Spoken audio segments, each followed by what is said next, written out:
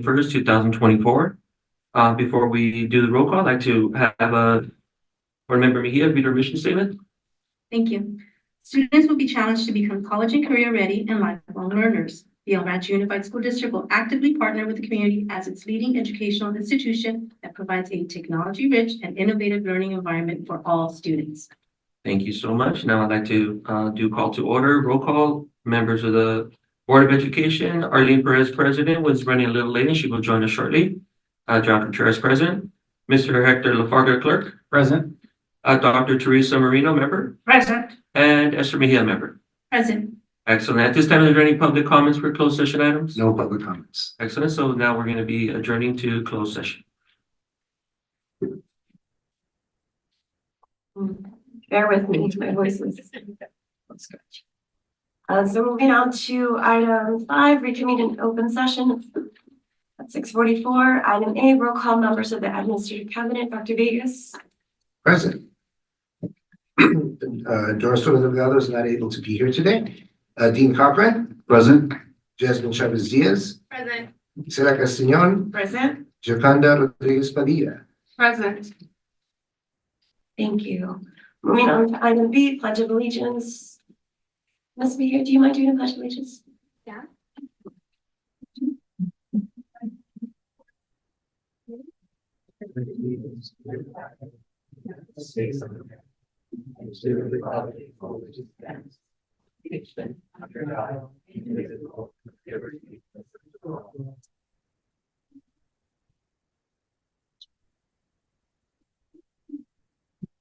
All right, moving on to item 6, adoption of the agenda. Item A, approve the agenda for the regular Board of Education meeting of May 21st, 2024. Are there any changes, Dr. Gates? We do have one amendment, and that's with item 17A1. There's a correction to recommendation for further agenda items by Mr. Lafarga. We want to remove the phrase or just funding strings and replace it with funding streams. Board members. All right, can I get a motion? So moved. So I'll say moved by Mr. Contreras, seconded by Mrs. Mejia. All in favor say aye. Aye. Any opposed? All right, moving on to item 7, report of actions taken in closed session. Dr. Davis. We have no actions that we have to report today. Thank you. Awesome. All but miss you. Moving on to item 8, student reports. We'll start with item A, ASB president from El Rancho High School, Ms. Kelly Garcia. Good evening, everyone. I'm Kelly Garcia, El Rancho High School's ASB president for the 2023-2024 school year. On May 16th, ASB helped set up decoration for this year's annual Powder Puff game that took place at Cal High. Congratulations, juniors, on the big win. On Monday, May 20th through Wednesday, May 22nd, all grade levels had the opportunity to vote for the 2024-2025 ASB. Good luck to all the candidates. This Thursday, May 23rd, honor students will be awarded at Senior Awards Night. Congratulations to the seniors on their hard work. Graduation is on June 8th and will take place at East Los Angeles Community College at 7 p.m. Grad night is on June 12th, where seniors will spend one more night with their class before saying goodbye. Thank you, board members, for your endless support throughout my presidency. I will miss working with you all. Your efforts continue to make a difference in this school district, and I am very grateful to be given this wonderful opportunity. Thank you and have a good rest of your evening.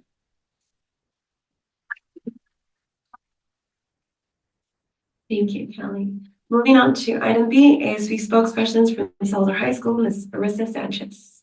Good evening, members of the Board of Education, District Administration, teachers, cabinet members, and community members.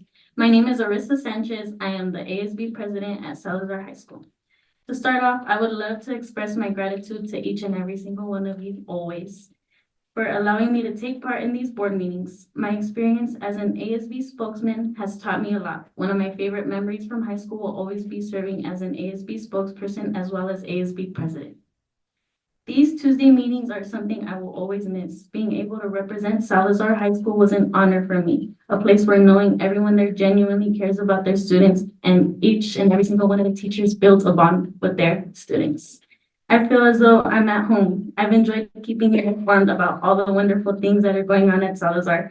Through me, I hope you gain more knowledge about the amazing work that Mr. Sarmento, the faculty, and the staff all do together.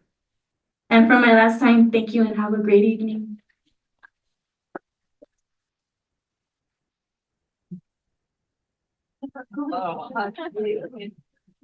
I love these. All right, so moving on to item 9, awards and recognition. Item 8, recognition of student representatives to the Board of Education. Dr. Villegas.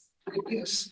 We're really proud of you, coming here, month to month and just sharing the insights of your schools and really just taking the time to really be part of this process. Really, it's really one of the highlights of our evening, and we want to thank you for that. And Ms. Jasmine Chavez Diaz wants to share some more special and personal comments. Girls, to each of you, it's been a pleasure to see you flourish over the year and to know that both of you are going to go on in the community, in the state, in the country, in the world, and represent El Rancho proudly. We look forward to hearing of the amazing things you're going to do, not only here with us, but in every step that you take, in every action you do, you're going to represent El Rancho and Pico Rivera with everything you do. So we're excited for you. We've been honored to have you share with us every Tuesday night here. So we look forward to hearing from you. Please don't forget us. Remember, from El Rancho, from Pico to everywhere. So in commemoration of everything that you've done and you've given to El Rancho, we want to give you these awards. And if you come to up the board to take a picture, and I'm sure the board has a few words for you.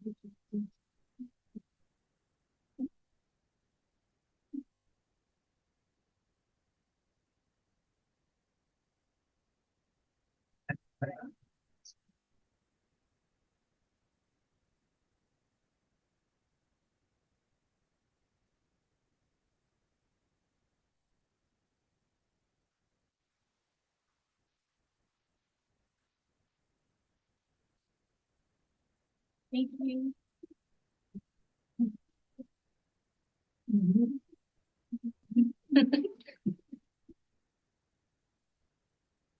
We just have a couple words for you all. We'll start this way, Mrs. Mejia. I don't think I can top what Ms. Chavez Diaz said, but we are so proud of you. Your leadership, great role models, and please reach out if you need any letters of recommendation. Be happy to help out. Congratulations. Mr. Contreras. Ali, Arisa, thank you so much for being here. Excellent work you guys did throughout the entire year, representing each of your schools. You guys did it well. Thank you to the parents for allowing them to be here. I appreciate it. I know it takes a lot of time and effort to do that as well. Muchas gracias a los papás. And just like board member Mejia said, if you should need anything, letters of recommendation, anything that in the future you guys should need, we wish you guys the best. From one former ASB president to another, I wish you the best. Once an ASB president, always a dog, right? Remember that. Okay? Mr. Parker. Yes, you have done a wonderful job representing not only your schools, but yourselves as leaders. And Dr. Vega said it is a highlight to hear from you each and every board meeting and keeping us connected to what's happening at the schools. So we really appreciate that. And this is kind of the beginning of your leadership journey, right? So keep at it wherever life takes you. But you are already leaders in your own right and continue to grow in that capacity. So we'll miss you. All that being said, we'll miss you. It's always a pleasure to hear what's happening at your schools. And it's true, you have represented your school, the students very well. And I know you'll be moving on to greater audiences and you'll be representing, hope to see you one day representing our community on a greater platform, and you'll do great. You're great leaders. Congratulations. Thank you. You're, like everyone said, you always, that's how I hear about what's going on at schools. You're like my news reporters. But I think it takes a lot of courage to run for ASB, right? To represent your school. And it takes a lot of courage to be here, adults. And then not only that, you all did it. So you guys are great speakers, like you're very engaging. So thank you so much for coming. I hope one day you can be on this side and you can run one day or be a leader somewhere else. But thank you so much. And please don't forget us. Thank you. For the last time, you're welcome to stay, but I know you have homework and things to do. So thank you so much and we wish you the best.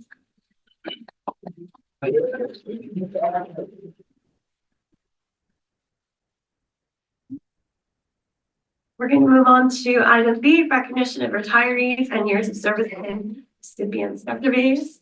Yes, thank you so much. On Friday evening, we had a beautiful event that it really had the community involved in where we were able to recognize our staff, those that had either retired or they had worked in our district for X amount of years, 15 years, 25 years and 30 years.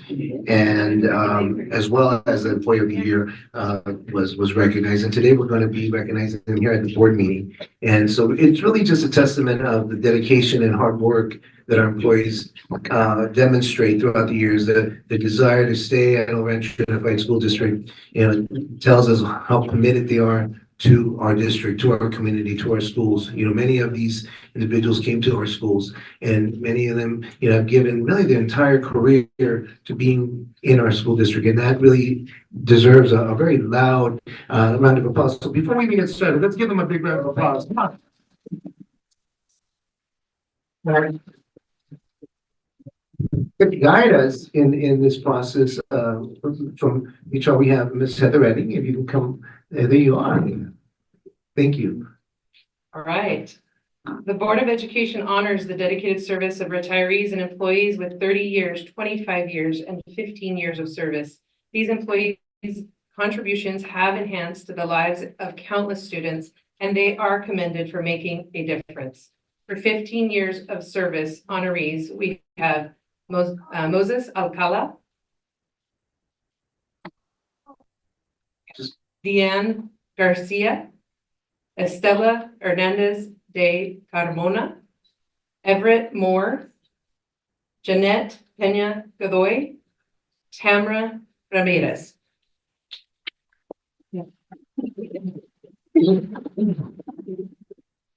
For 25 years of service, honorees are John E. Aguilar, Mary Helen Ascension, Robert Chai, John Charmelo, Olivia Chavez, Charlotte Cochran, Dean Cochran, Sean Cunningham, Marla Diaz, Carolyn Espinosa, Sandra Estrada, Carlos Flores, Ivan Gallegos, Shauna Garcia, Gabriel Gonzalez, Juventino Gutierrez, Ana Hernandez Cox, Tarcio Lara, Bonnie Leos, Linda Macias Ruiz, Carlos Melgar, Irma Rubalcaba, Rudy Salceda, Christy Vivero Wingate.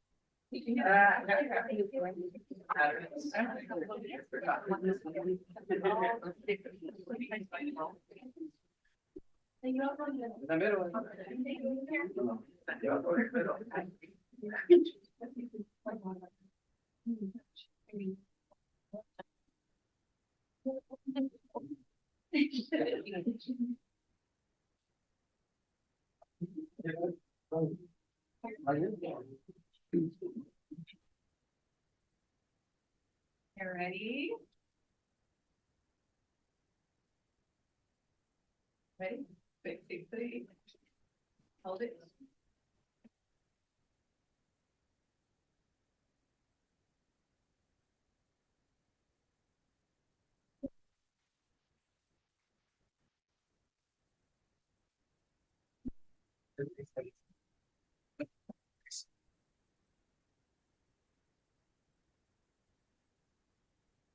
For 30 years of service, the honorees are Starlene Diotalevi, Gabriela Espinosa, Ivan Espinosa, Marisol Figueroa, Nancy Flores, Adrian Gonzalez, Karen Gonzalez, Maria Gonzalez, John Hernandez, Abel Limon, Jane Lopez, Margarita Lopez, Shirley Lugo, David Ventana, Susan Crook, Lizette Salazar, Angelica Talavera, Ray Tapia, Ron Tellez, David Torres, Christine Vargas, Carmen Vasquez.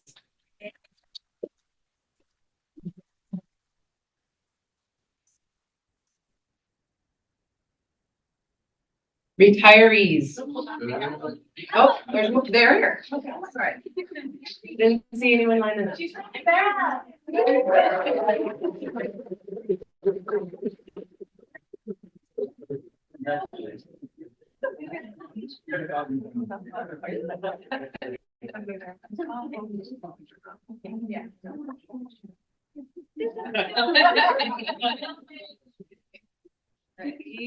Okay, Heidi.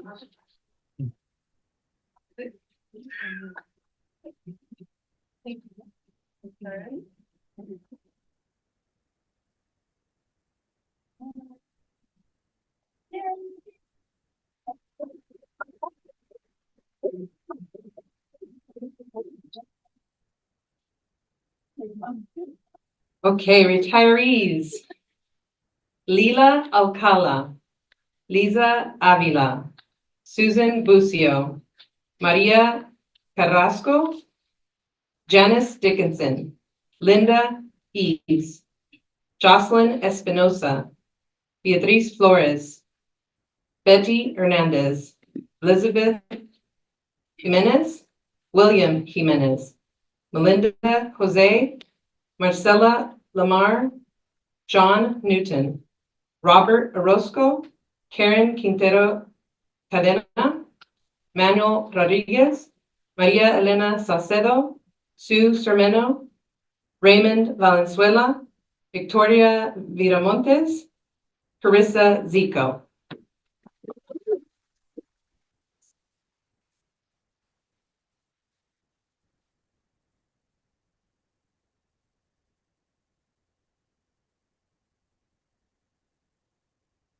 Now we're to announce the Employee of the Year for 2023-24 school year, both certificated and classified per site. Bernie, Marisa, Marisa Oste, and Crystal Ibarra.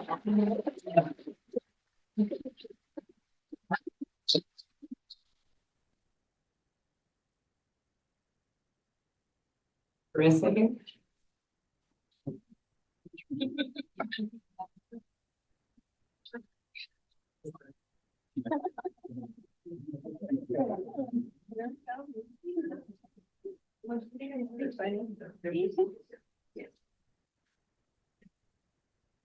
Oh, Bernie. You're in the way.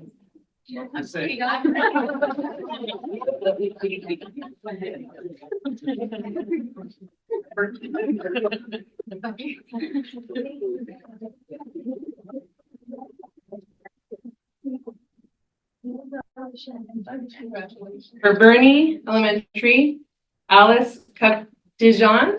That's Durfee, I'm sorry. For Durfee Elementary, Alice Dijon with K and Teresa Salazar.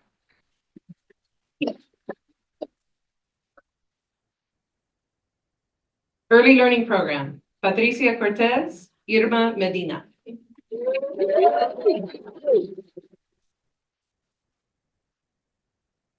El Rancho High School. Hold on. Oh, no, they're here.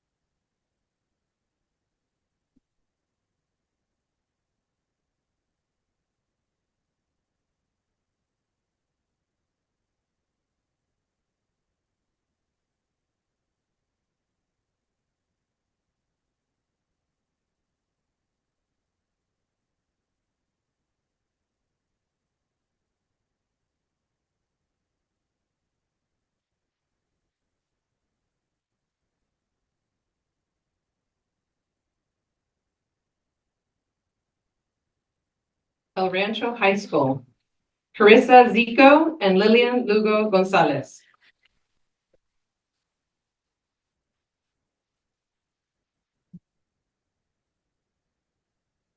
El Rancho Education Center, EREC, Alonso Martinez and Sandra Haragui.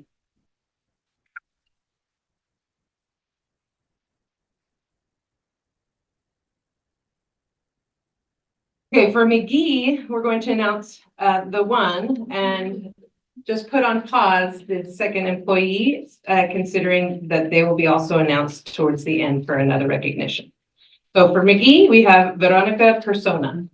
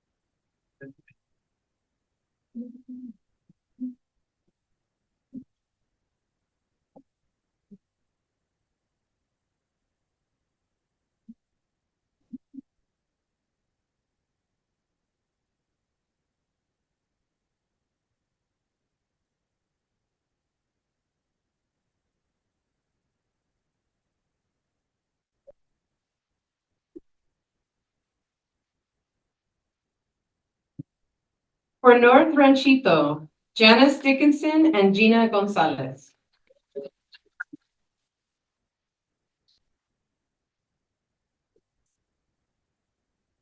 For North Park, Martine LaPlante and Eric Martinez.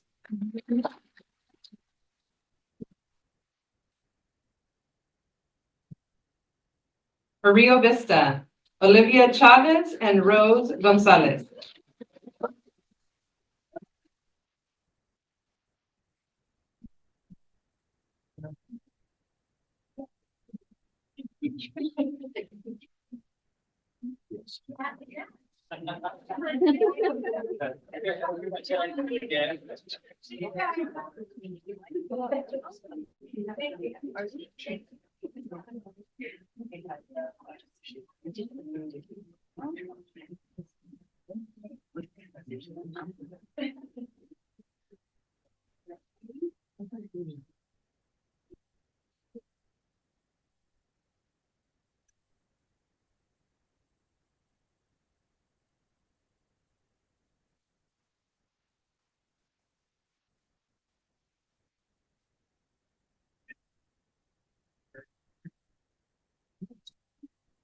For Rivera Elementary, Maria Ulibarri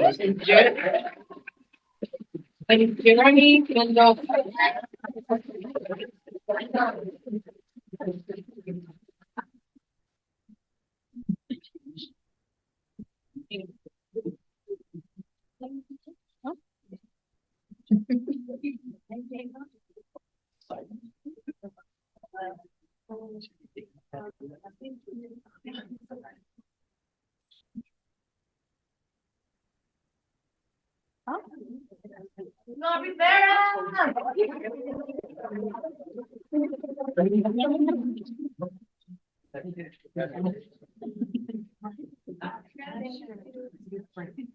You do shout outs.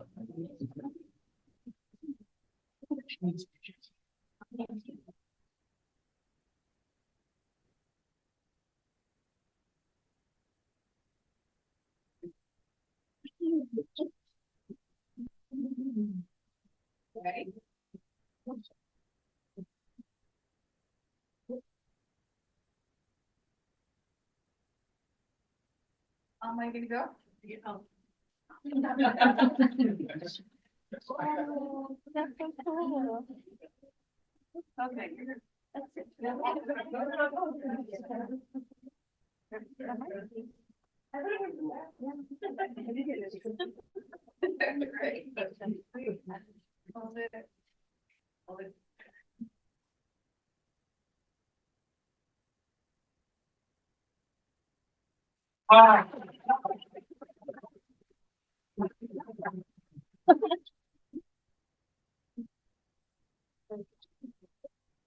For Rivera Middle School, Charlotte Cochran and Jennifer Wynn.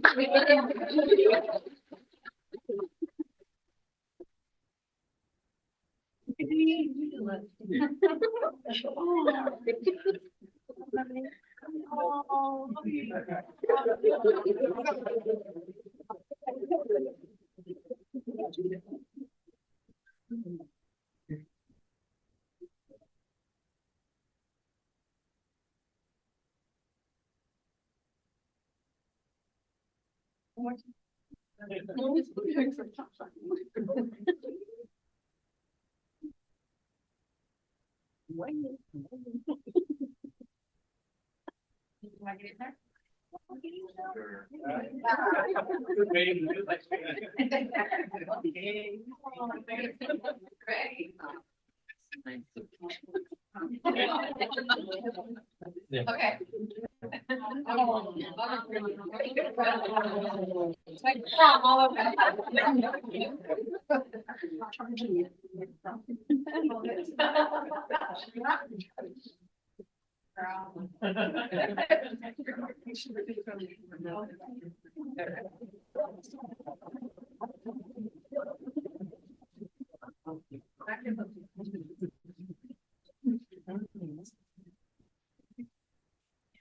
Okay, for South Ranchitos, Sam Atencio and Mary Atencio.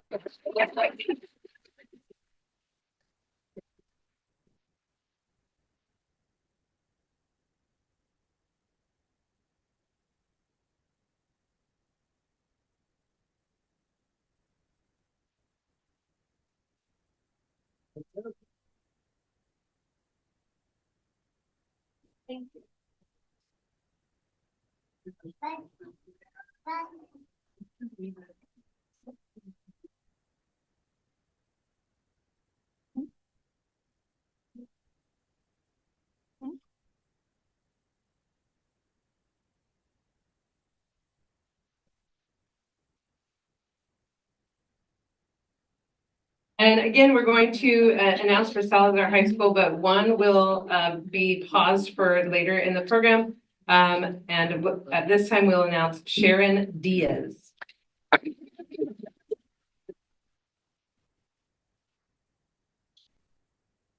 For Valencia, for STEAM Academy at Burke, we have Nancy Kim and Araceli Pedrosa.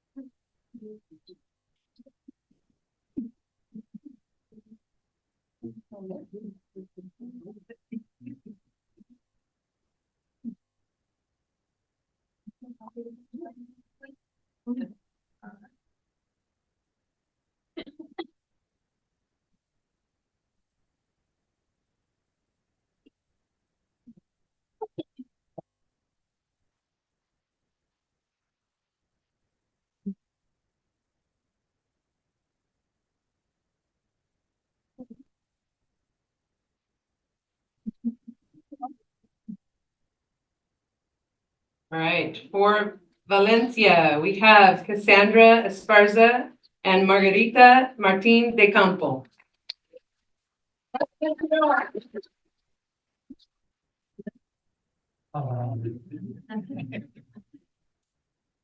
Okay, for the district offices, we have Tor Ormseth, Jacqueline Ramos, and Manuel Valdez.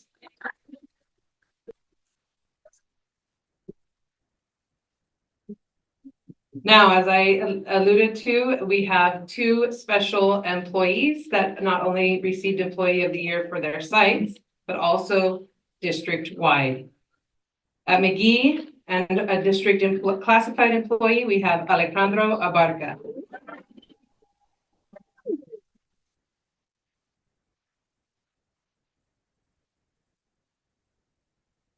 And at Salazar High School, certificated employee, Ariane Martinez.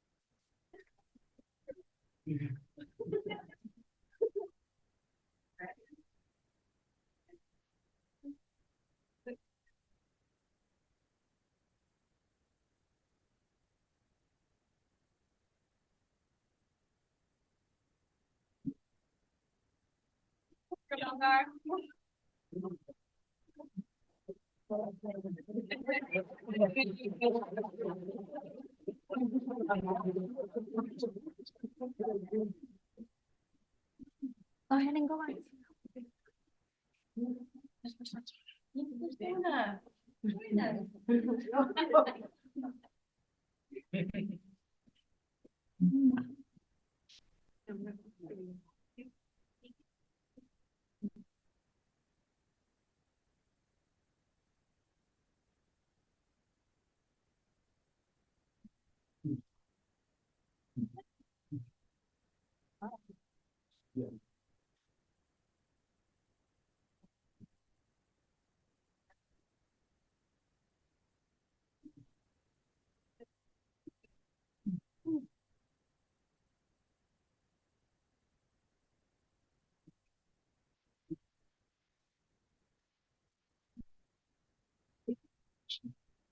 This is so embarrassing.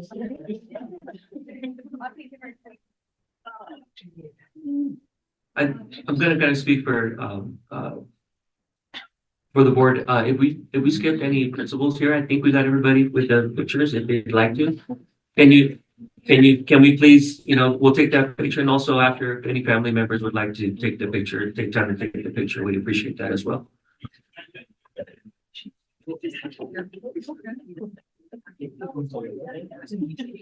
Thank you. Okay. I want to meet you. I love that too. Ready? One, two, here with three. Got it.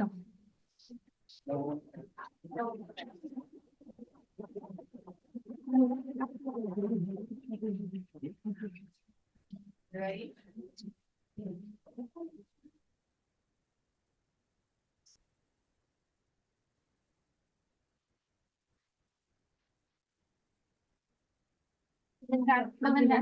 Early learning. Early learning, okay, okay. Wait.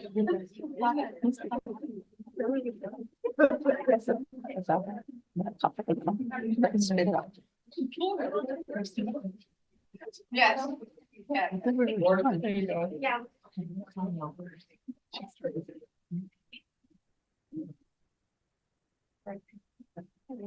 Ready?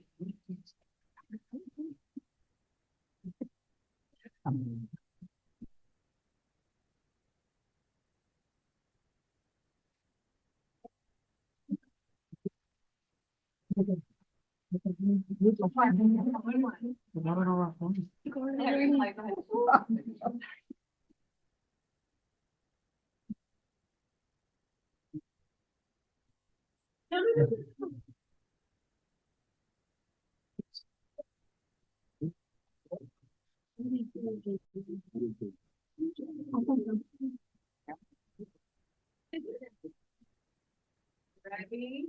One, two, three.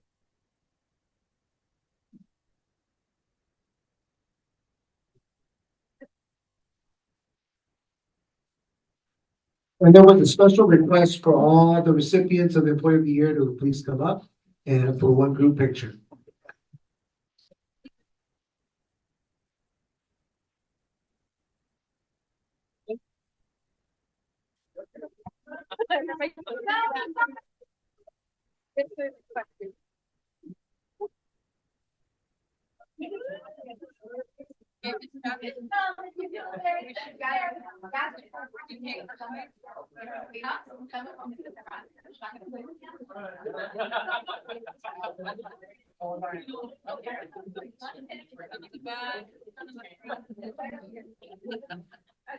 Can I get two people on stage down here? Please, down here you go, in the front. Ariana, you come back.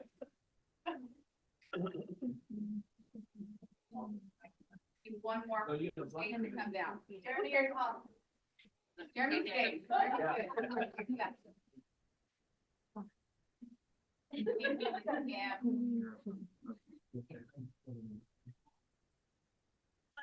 Yeah. Yeah. Yeah, yeah, here. You're down here.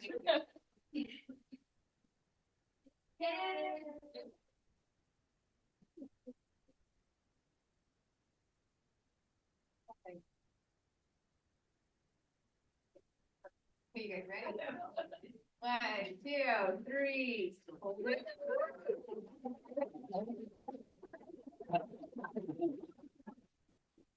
Anybody else? Yeah, you know what? No, there's more. Just ERFT and then CSCA separate. So we're gonna have ERFT stay up and then CSCA stand to the side, and then we'll do CSCA together.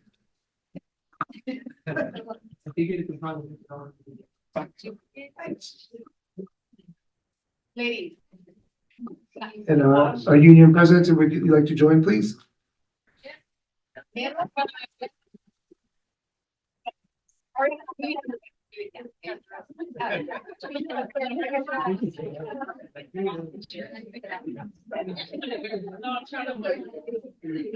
guys, ready? 1, 2, 3. Hold it. And hold it.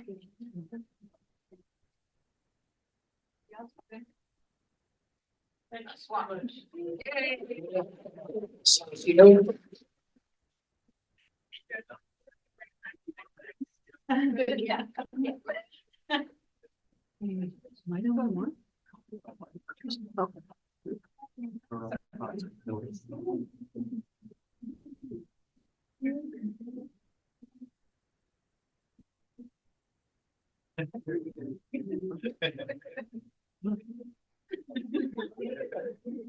Ready? 1, 2, 3. Hold it.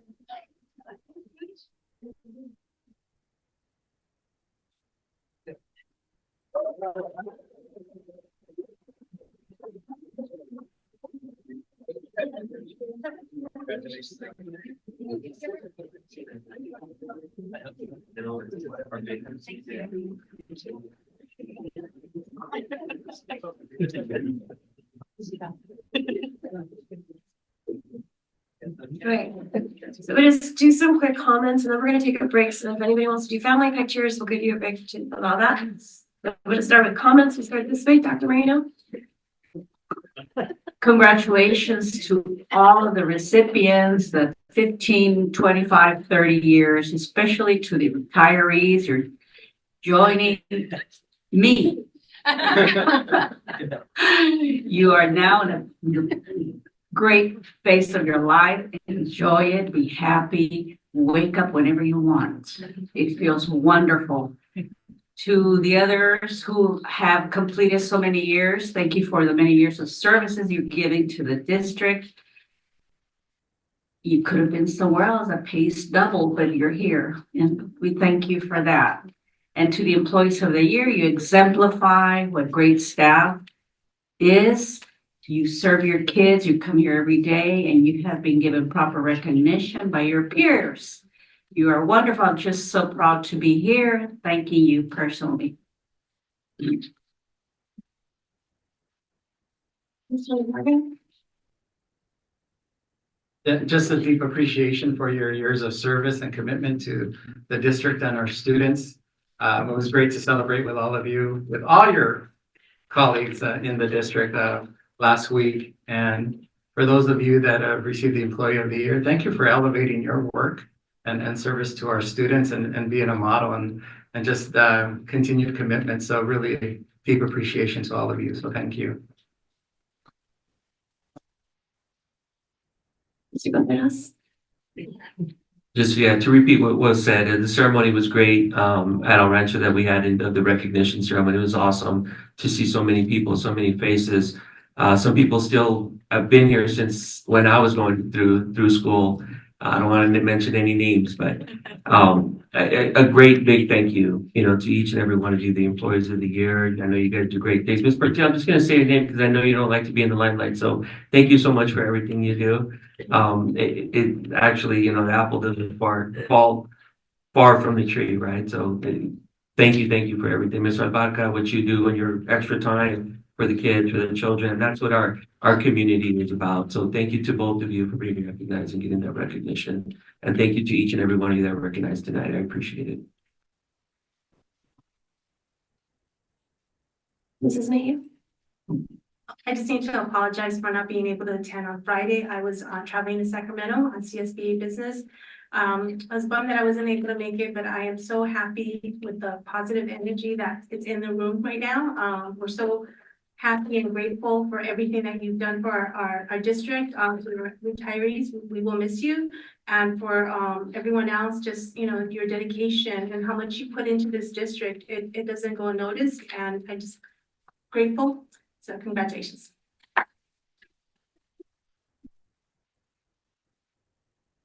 Echoing what my colleagues, sorry for my voice, echoing what my colleagues have said, when I ran for board, people asked me why do you want to run for board? And for me, I just love this district because this district has done so much for me.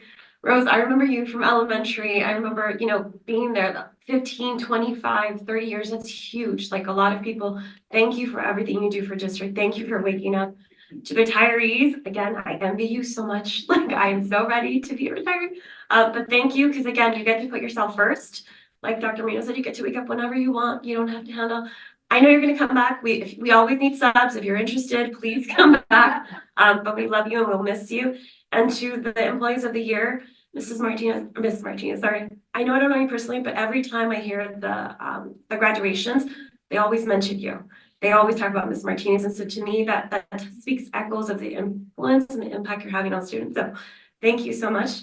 Mr. Albaca, it's been so amazing to see what you've done with the kids. You went above and beyond. You went out to get funding for your program. And it's grown an appreciation and a career for these students that I would love to see grow. So thank you so much to both of you. And last but not least, to my auntie Lily, Mrs. Chavez. She did 25 years of service and Employee of the Year. So thank you so much for everything. But again, thank you to all of you. Thank you for being here. And just, today's your night. I hope they spoil you. So thank you so much for that.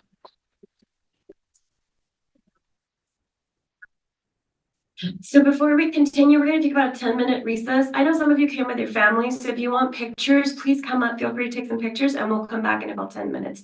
Thank you again for coming tonight.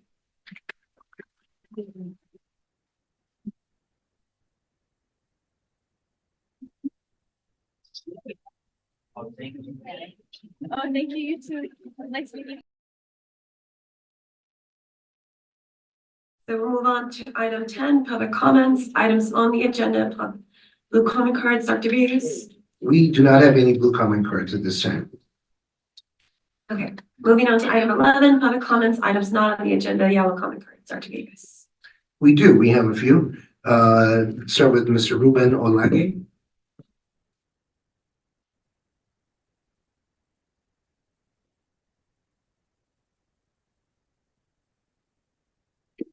So next would be Cecilia Islas.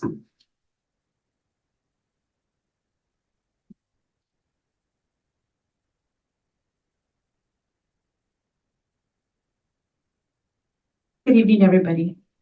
Just want to start off by saying, Mr. Sanchez, I still haven't heard back from you. It's been over 2 months. It's about 2 months.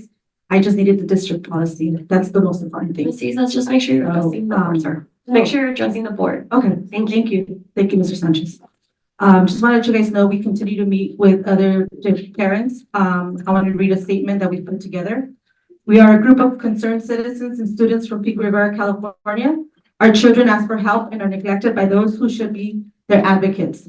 The superintendent of El Rancho Unified School District, Mr. Marco Villegas, has shown a pattern of protecting employees over students unless the employee is actively doing their job and standing up for our children, like Dr. Virginia Calson. This is not an isolated incident, but rather a systematic issue that needs to be addressed immediately. It's alarming that in our district, where 76% of students are economically disadvantaged, according to National Center for Education Statistics, we need leaders to prioritize students' welfare over administrative convenience. We believe in the potential of every student in our district, and we demand leadership that does the same. We call upon all stakeholders, parents, teachers, staff members, community leaders to join us in demanding the recall of Superintendent Villegas. Our children deserve better than this. They deserve an education system that listens to them when they speak out about their needs and concerns. They deserve a superintendent who will stand up for them instead of shielding negligent employees. We need a superintendent that condemns retribution by their employees. Let's ensure our voices are heard loud and clear. It's time for change at El Rancho Unified School District. Mr. Villegas, please resign. Thank you. Thank you, Ms. Islas. Dr. Villegas.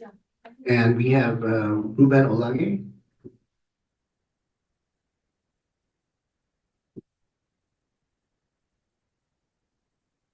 Good evening. Great celebration with all the teachers, the recognition they got for, hey, some of those teachers were probably here when my son was going here 30 years ago. I just came to find out,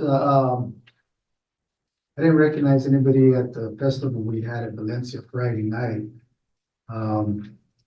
Was a performance by the kids there, second, third, fourth graders. We even had Rico. They performed. It was pretty good. I'm not sure if anybody went or if they were even invited about this festival. That's where I see that hopefully maybe you guys got invited too late, or there was other things that you guys missed out on. A great performance by the kids, the food, and just the environment of all the parents being involved with the kids there. That's one of the things I wanted to come and mention. I spoke to the chief of police of the school district and dean. We had a meeting a couple of weeks ago, and I volunteer at Valencia whenever I can as a crossing guard. And about a week ago, had two incidents that were like the worst I've seen since I've been volunteering this past year, where two kids almost got run over by their parents. And I've spoken to Dr. Lada about it. I said I met with the police and this gentleman, and I forgot the other lady. She's not here today. And the safety of what we need to get involved with more in pushing the city to not to ignore us for the safety of our kids, our grandkids, all the kids that we have here in the school, not just in Valencia where I go there, but the high school, it's a mess. All the traffic and the kids just running across the street. The city hasn't really done their job in protecting them. Durfee, South Ranchito, those are just some of the schools that they really see that there should be more that the city should get involved with. I've called numerous times to the city and maybe to the engineer. It took me more than 3 months to have the crosswalk painted in front of Valencia. One day it took for him to deny a stop sign or even a yield. Just one day, that engineer. So see, that's what I'm fighting against. I hope you guys back me up. Thank you. Dr. Vegas? Yes, Cicely Islas.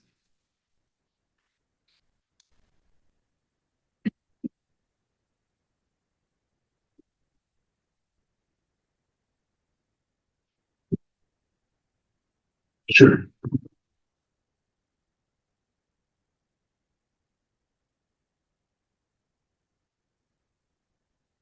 First off, before I begin, I'm gonna ask that Miss Arlene Perez not interrupt me. I don't need a countdown. We can all see the clock.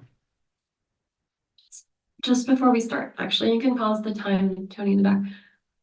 We're here to listen. It's public comment, and we do want to listen. Trust me, we want to listen. But we have to be respectful. And so if I stop you, it's not because I'm trying to interrupt you. It's Well, I don't because need a 30 I'm still second. talking. I don't I'm need a still- 30-second warning. I don't need a 10-second. That's fine, but Time I'm is letting you up, know time is that up. if I have to interrupt, I have to interrupt. This is our meeting. Okay, so I just want to remind you, we have to. This is our district though. This is our meeting. This is and our we're here- district We're here to now. listen. So we'll start the That's what you clock, guys and have if it I all have to confused. interrupt, I will Is interrupt. that we have to We can appoint new start the people? time. Thank you. If we have to appoint new people, we will appoint new people. That's what you have, that's where you're mistaken. I'm gonna continue from the May 7th, board meeting. So I suggest anybody here go on YouTube, check out the May 7th board meeting. And this is a continuation from that meeting.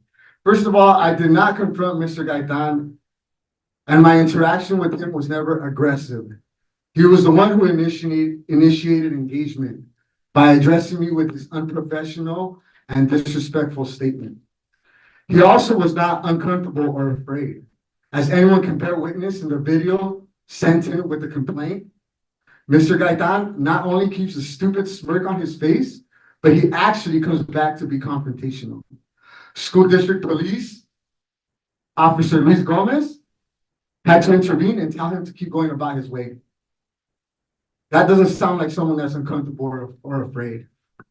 Mr. Sanchez, you would have known this had you conducted a thorough investigation, but you did not. Which brings me to my next point. Why didn't your director of human resources handle this complaint? Why was it handled by your lawyer that you pay and is doing what he can to stay on payroll? Seems like a conflict of interest to me.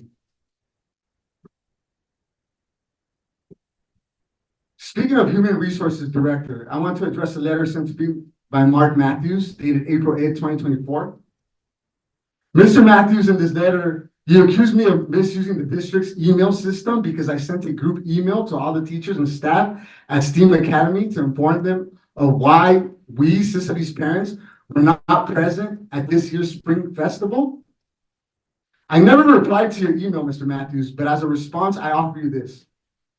When I mentioned on April 2nd's board meeting that it was time for full disclosure and transparency, I meant full disclosure and transparency. Not only are these email contacts public information, I have demanded the resignation of your boss for his failure to run the district. Do you think I care what you have to say? It's a shame what we have exposed coming from this district. What do we expect from a board of untrustees that rubs elbows with genocide conspirators? I just want to first just pause and say, like, these whole award ceremonies, we know it's a facade. It's hard for me to believe that you guys can really stand up there and smile and take pictures with the Villegas resign sign right in front of you guys. Last month in April, one of your board members, Mr. Hector Lafarga,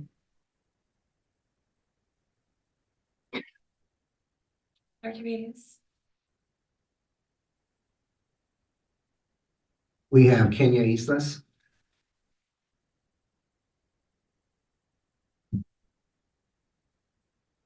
last month in April, one of your board members, Mr. Hector Lafarga, proudly posted on his LinkedIn a TC event attended by board members of this district. In this post, he boasted and bragged about appearances and pictures with Nancy Pelosi, Adam Schiff, Pete Aguilar, and Linda Sanchez, who he emphasized who Linda Sanchez apparently had an El Rancho High School jersey in her office. Anyway, these four have enabled and just voted to send more money to the terrorist state of Israel to continue the ongoing genocide of the Palestinian people. This is nothing to be proud of. And as a matter of fact, it's shameful. 40,000 innocent Palestinians have been martyred in the last 7 months. About 15,000 people and about 50,000 We have to children. cut you off. If it has to do with school district, This is about your board member. this is not. This is about your board member. You're not gonna cut me off on this. This is about your board member. Stop my time, stop my time. This is about your board member. I'm This talking is, about your board again, member. just. This is about the district and your board members. Mr. Islas, You will receive a letter if you try to stop me. You will receive a go letter. ahead. You cannot talk about, unless it's school district, we have to cut you off. So Well, shame on you. Shame on this board. Shame on this board member, Hector Lafargo, for posting that. Okay. Shame on this district for being. we'll take a part of that event. recess. We'll come back in about 3. Is that not about, minutes. is that not about your district? It is. It is. Shame on you guys. 5 minutes. So we have one more from it was Fernando Islas. You guys forfeited my time or what? Where's the rest of my time? Okay, so I just want to have it on record. If you guys forfeited the rest of my time, let's put it on. we're not gonna forfeit your time, don't worry. This is your warning. You can come and talk about district, anything with the school district. But board members' personal life, that's not school policy. So this is your warning. If you continue to talk on that, then we do have to cut off the mic and you lose your privilege.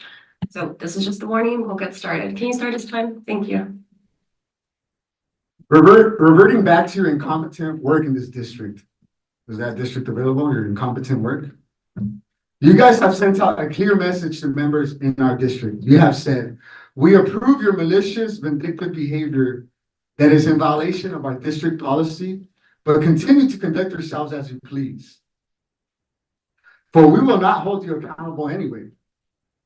Well, we are here to also send a clear message that we disapprove and condemn any behavior by the district's employees that does not align with this district's code of ethics.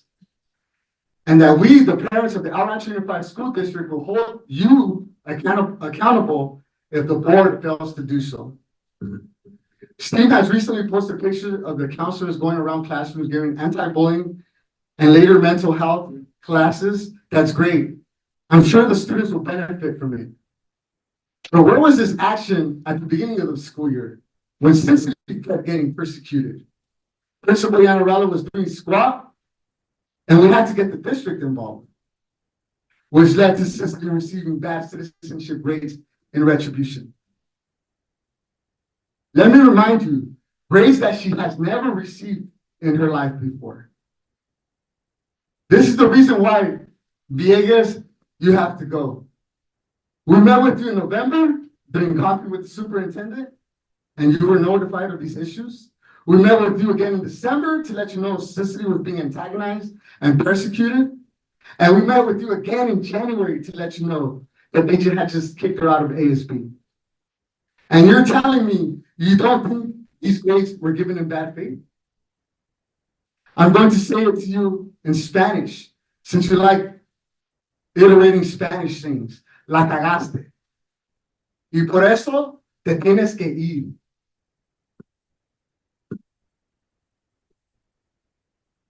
Once again, you have failed several of your students, to include a senior who has demanded your resignation. You are a liability, and for that reason, you have to go. Since I have time, I want to address Arlene Perez's behavior during last council meeting on May 7th. She was making faces and was interruptive. It is a lack of discipline, a lack of bearing, and a lack of self-control. Very similar behavior to like the one Mr. Gaitan displayed that evening of April 18th in front of Rivera Elementary. Reiterating what my sister has said in the past, how do we expect for you to hold your employees accountable when you guys don't even hold yourselves accountable?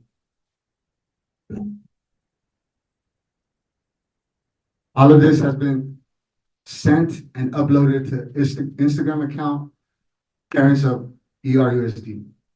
Just to confirm, would you like I think it was about 2 minutes left. Sure. Can we start the time and then I'll stop it at the 1 minute?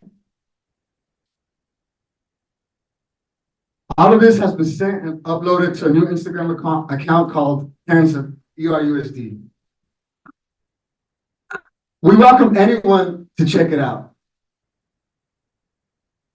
I have a little bit more time, and I'm going to talk about your community resource fair this weekend on Saturday. I was the one who picketed. How long are we going to go on with this behavior? I promise you, we're not going to go away until Villegas resigns or you guys get rid of him. Villegas, you can't hide. We need you to resign. Villegas, what did you say? How many kids did you fail today? We want justice. You say how?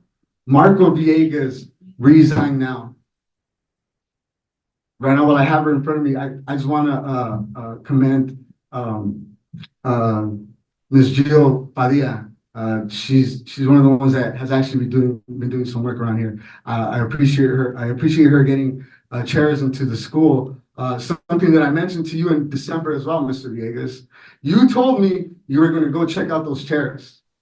I'm wondering if you ever did. Nevertheless, it wasn't until I sent out an email to Ms. Padilla in February, March, that we finally got the ball to get rolling. My daughter, along with her schoolmates, have had to endure having no back support all school year because I was fighting the school and the district. Instead of us bettering that school, improving that school, I'm dealing with you guys. I'm dealing with administration at that school, and instead of you putting them in line and helping us out, Mr. says, can you guys condoned it. You guys condoned the behavior, accepted it, and even put out a disgusting statement condoning that behavior. Okay, Mr. says we're gonna respectfully. Villegas, you can't hide. Thank We you. need you to resign. Thank you. Villegas, what do We you have say? to walk you out. How many kids did you fail today? Thank you. Arlene Perez, what did you say? How many kids did you fail? Thank you, Mr. Islas. Thank you. All right, moving on to Mr. Islas. Thank you. Thank you. All right, we're gonna move on to item 12, Labor Association reports. We'll start with EFT, Ms. Carrion. Thank you. Have a great night.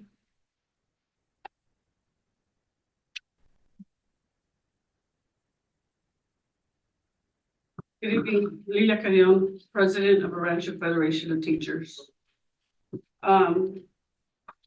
I just want to take the opportunity to thank Dr. Villegas and the board and cabinet for including ERT in the strategic plan. Dr. Lovely did a nice job of allowing our parents, our staff, our classified employees, our admin to have a voice in the planning and the direction of this district. I have to say it was very fruitful. Being here 35 years, I go to some of these meetings, I go, what the heck? But I thought this time, I thought it was a good experience for all involved and to be able to have a plan. So let's just keep this plan going and not be changing ideas as we move forward. Thank you to the staff, to HR for putting together the employee recognition celebration. We hear so many negative comments about our teachers and staff and our principal and the board, and it was refreshing to go to an event that is celebrating the good works of this district. I say this over and over again when I go up to Sacramento representing our staff, and I'm always proud to say that I'm proud to come from Pico Rivera, from Rancho Unified School District, because it's a place that cultivates dedication, hardworking staff members, considerate staff members, thoughtful, loyal, creative, and enduring teachers, staff, and admin. So I know that May is a celebration of our profession, and I want to say how proud I am to be here in this district.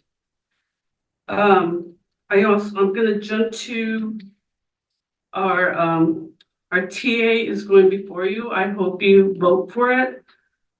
Thank you to the bargaining team, the district bargaining team, Joey, Mr. Sanchez, Ms. Padilla, Felicia Geary, Mr. Matthews, for negotiating the 7%, but I'm really proud of this accomplishment because this has been my goal personally. And the bargaining team is to get a special ed language, an article that is addressing the needs of our special ed personnel. And I am so grateful that the SOUP and the bargaining team and cabinet joined us in the success. So we urge you to vote yes on our tentative agreement. We had I'm switching gears now. So I really enjoy this part of our union meeting where I go and ask our employees, so would you indulge me to go over? I know the last time I was cut off, but I really feel that I need to represent what my teachers and my members are saying about the good things that are occurring on their campuses. At North Ranchito, the teachers are excited about the garden and the flowers. I guess the flowers of choice right now is sweet peas. And the teacher is showing them through Zoom. The wellness fair, which occurred on May 18, many of our employees and members attended, and they said that it was a really good experience for our families. I was talking to our employee of the year, Ms. Osti, who said that it was a great experience for our kids to experience yoga. This is what we do. We open our students to new experiences. 5th grade at South Ranchito staff, for the first year, they're going to celebrate the 5th grade parents. What a great idea, to just celebrate what they've been going through elementary and preparing for middle school. Rivera Elementary, this one makes me a little sad. Monica Rios, who passed away a couple of years ago, she was a teacher at Rio Vista, but she was my classmate and a good friend of mine when I was in high school. She was one of the first people I met on the first day of my sophomore year at Rancho High School. We were in Miss Aragon's class, and I knew to stick with her because she was a great student, she was kind and considerate, and she was until she lost her battle to cancer. And her staff is going to be honoring her on Friday. I'm sorry, I'm getting emotional because when I hear people criticizing my members and I see the good things, and I think of Monica Rios Green, whose life was cut very short. Her staff is going to honor her on Friday. They're going to have a lending library where kids could go and check out books. I believe, if I'm not mistaken, Val Para Lopez created the bookcase for people to come in. This is what we need to celebrate, good people who lost their lives but dedicated their lives to our students here. So I hope, we remember that. Adult school is having a CASAS, I just learned this today, a CASAS test, which is to test the progress of adult learners. And I believe the test is this week. And June 4th, many of our adult school students are graduating. And that's a good celebration. And then I want to piggyback to, I'm sorry, your name, sir? Ruben Malaga? Mr. Malaga? Aglagas, when he was talking about Valencia and the Spring Carnival and Art Festival, my rep Pauline Vega and her staff go out of the way to celebrate the arts, which is another example of what our teachers do on their off time. Our staff, our classified siblings, where they devote different projects and events. But I have to say again, I am proud to be the president for Rancho Federation of Teachers. I am proud to work here. I'm proud to work with this board. This is one of the best boards I've seen in a very long time. And I sincerely mean it because I've been around 40 years because my parents were activists. Please continue to do the good work. Please continue to protect our students. Please protect our employees. And please protect our families because that's our #1 goal. Protect our students and our families. Thank you and good evening.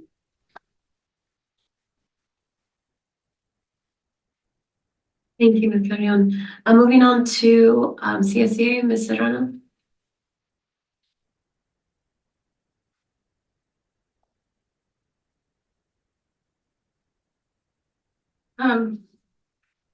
Leo, you made me cry. And it's the reason I wasn't gonna mention it, but it is true. We do have a lot of members who dedicate, come into our district as volunteers, and then they apply, and then they become donaids, then they become aides, and then they become special ed aides. And in honor of Classified Week this week, I will hope that the practice that I'm going to start tonight is carried out throughout the years. And that's recognizing our members who retired and have passed. And on Cinco de Mayo, Michelle Castellon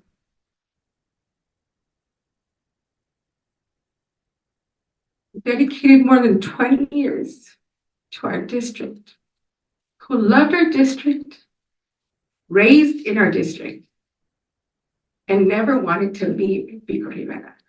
Even though she was a rocker chick who was always in Hollywood, always in Seattle, Chicago, but she never wanted to leave Pico. So if we can, at the end of, before our board meeting, if we could just take a minute and remember those who have came and worked in our district, retired, and passed on.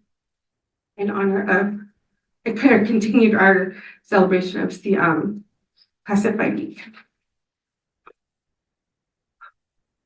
Thank you. Good evening. I am Lourdes Serrano, the CSA chapter president. And I came with something else to say, so I'm going to go ahead and say it. What makes El Rancho Chapter 107 a world of a difference in our school district? Classified employees such as custodians, administrative assistants, secretaries, cafeteria workers, the IT department, maintenance and operation, paraprofessionals play a crucial role in creating a supportive and effective education environment. Our contributions, in addition to teachers and administration, make a world of difference, which is our theme for our luncheon tomorrow. Maintaining a safe and clean environment. Custodians, grounds, and maintenance ensure the school staff facilities are clean, safe, and well-maintained, providing a conducive learning environment for students and staff. Supporting daily operations, administrative assistants, IT, school police, and office staff manage to essentially administer tasks to keep our schools running smoothly, safe, and handling communications to managing our records and scheduling. Providing nutrition, cafeteria workers prepare and serve nutritious meals, which are vital for our students' health and focus throughout the day. Assisting in the classrooms, paraprofessionals and teachers' aid support teachers by working directly with students, offering additional instruction support and managing classroom activities, which can be particularly crucial for students with special needs. Classified employees often build meaningful relationships with students, offering support, encouragement, and a sense of community, which can positively impact students' morale and academic success, which we learned from our parent summit. By providing these essential duties, classified school employees ensure that educational environment is safe, welcoming, and efficient, allowing teachers to focus on instruction and students to focus on their learning. Our behind-the-scenes work and dedication are fundamentals to overall success in our school district. And I hope you guys, I'm having a problem with emails, but I hope everyone received the email. I did receive the RSVP from Dr. Marino, but I hope you guys have an opportunity to come tomorrow from 11 to 3 at Salazar Cafeteria. Thank you.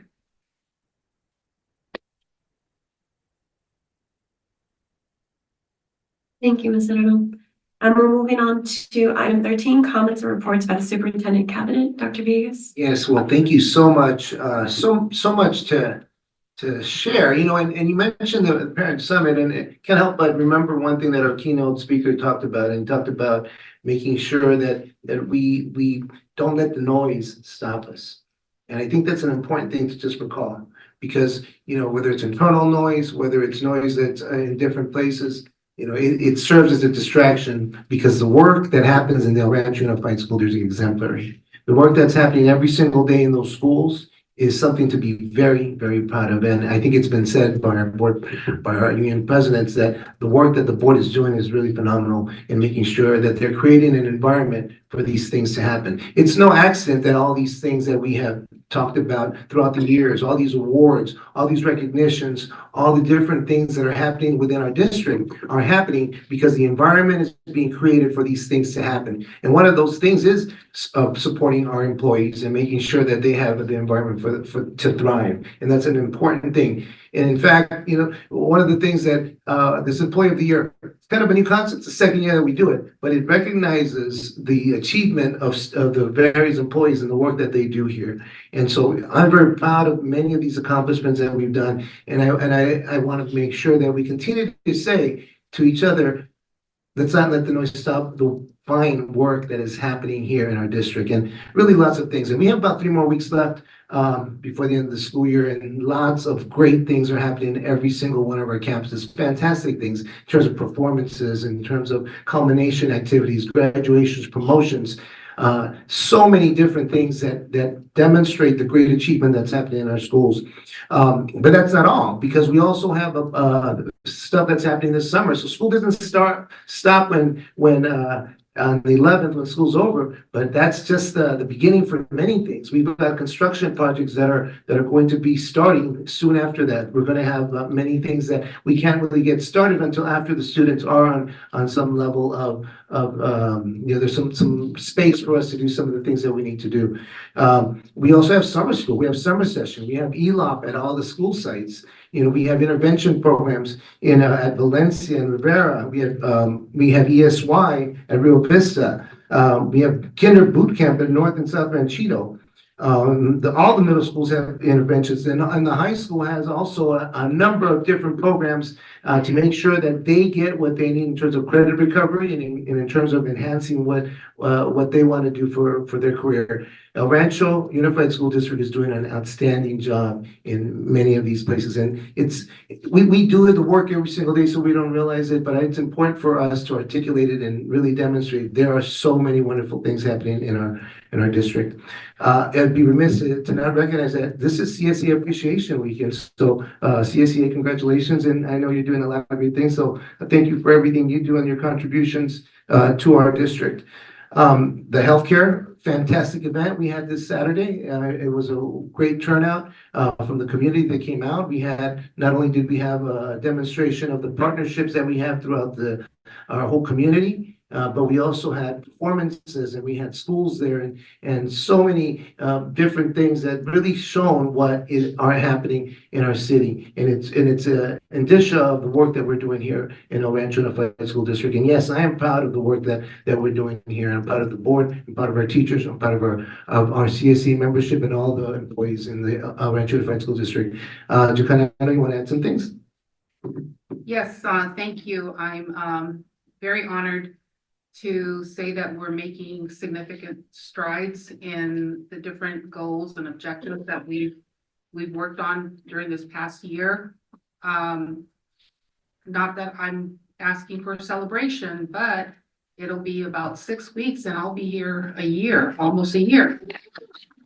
So, and I wouldn't have been able to get this far without the support of the superintendent and my cabinet colleagues and the union presidents and of course the board. So we've done a lot of hard work and it's a team effort. For the record, I want you to know that I cannot take credit for what I do alone. Again, it's a team effort. I speak to Dr. Villegas all day and into the night and on weekends several times a day. So the chairs for STEAM Academy, yes, that was an important piece of it was an oversight on behalf of our district, but Dr. Villegas brought it to my attention and everything that I proposed, he approved, and we were in constant communication. So this was a team effort, also in coordination with Jasmine, who gave me a little bit of background, and we got the work done. So this summer, those chairs are going to be replaced. Other great things that are happening, the playground structures, we're gearing up to replace all of those at the elementary sites, where the teams are working very hard, doing multiple job walks. We're looking at multiple projects to start this summer. We're waiting for DSA approval on the MPRs and all of that at the same time while we continue to provide the services for our students and families. So shade shelters, the MPRs, the high school painting and replacing flooring and doing some upgrades there, preparing for a science building to be replaced, the project itself that's going on. So there is a lot of good things. Last but not least, the May Revise. I just wanted to mention that it's an interesting May Revise. It's an unusual May Revise. Basically, the takeaway from that is that we continue to monitor and maintain healthy reserves, and we are carefully monitoring the budget to be able to provide the raises that we are proposing, supporting our unions, and that also related to the COLA. It went originally from, I believe it was 3.88, then down to 0.76, and then now it's up at 1.07. And for the proposed AB 1200 tonight, we will come back, not immediately, but in the context, because we need to close the books to be able to do the new AB 1200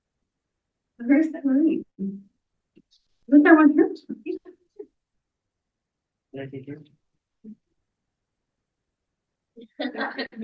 Check mine. That was 68.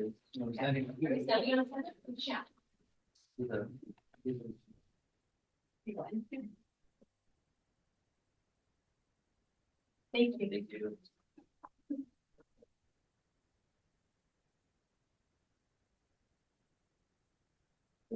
Yeah, all right, thank you.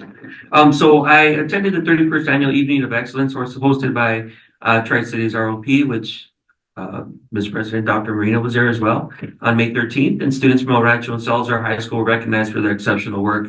I would like to congratulate every student who represented our district and was recognized by their teachers at this event. I would also like to thank all the sponsors who helped in making sure that these programs are made available to our students and future workers in our community. Had the pleasure also to attend the El Rancho High School Band Spring Concert on May 15th, that we were given the pleasure of enjoying the sounds of the ERHS band and the choir.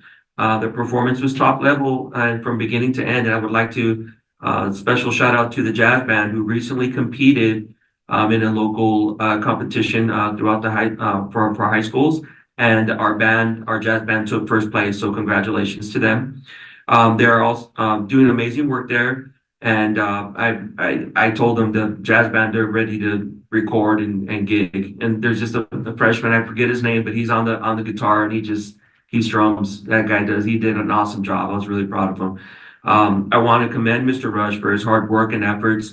It's been a very minimal time that he's been with the band department, and he's done wonders. He's done a lot of great things, a lot of fundraising.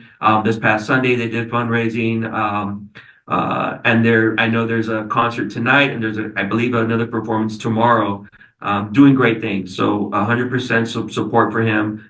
Thank you for everything that Mr. Rush is doing there.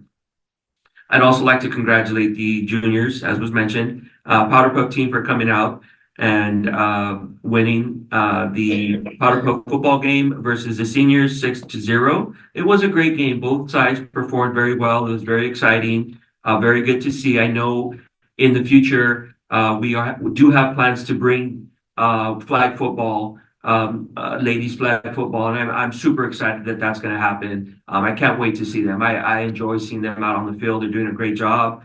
Talk about equality for them. I can't wait. I can't wait to get them on the field. I know they're going to do awesome, tremendous things. It just it's not going to come in time to see my daughter play again. But kudos to her, as was mentioned. She did a great job in helping her team to win. So love you, Mama. Great job.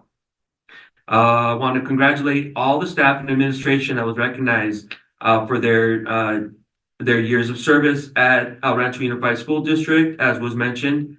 The Employee Recognitions Award was on Friday, May 17th.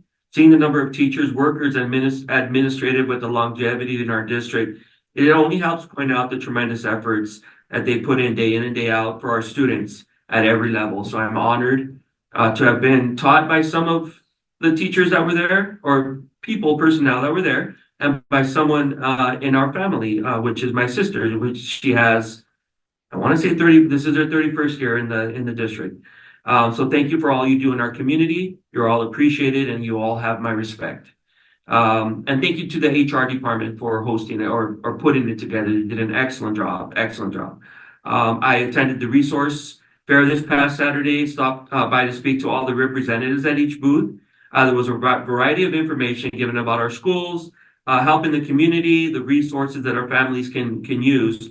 A special thanks to our student mariachi that performed, our folklorico, who showed up to perform for those who attended, and congratulations to the admin staff who helped put that event together. It was done well.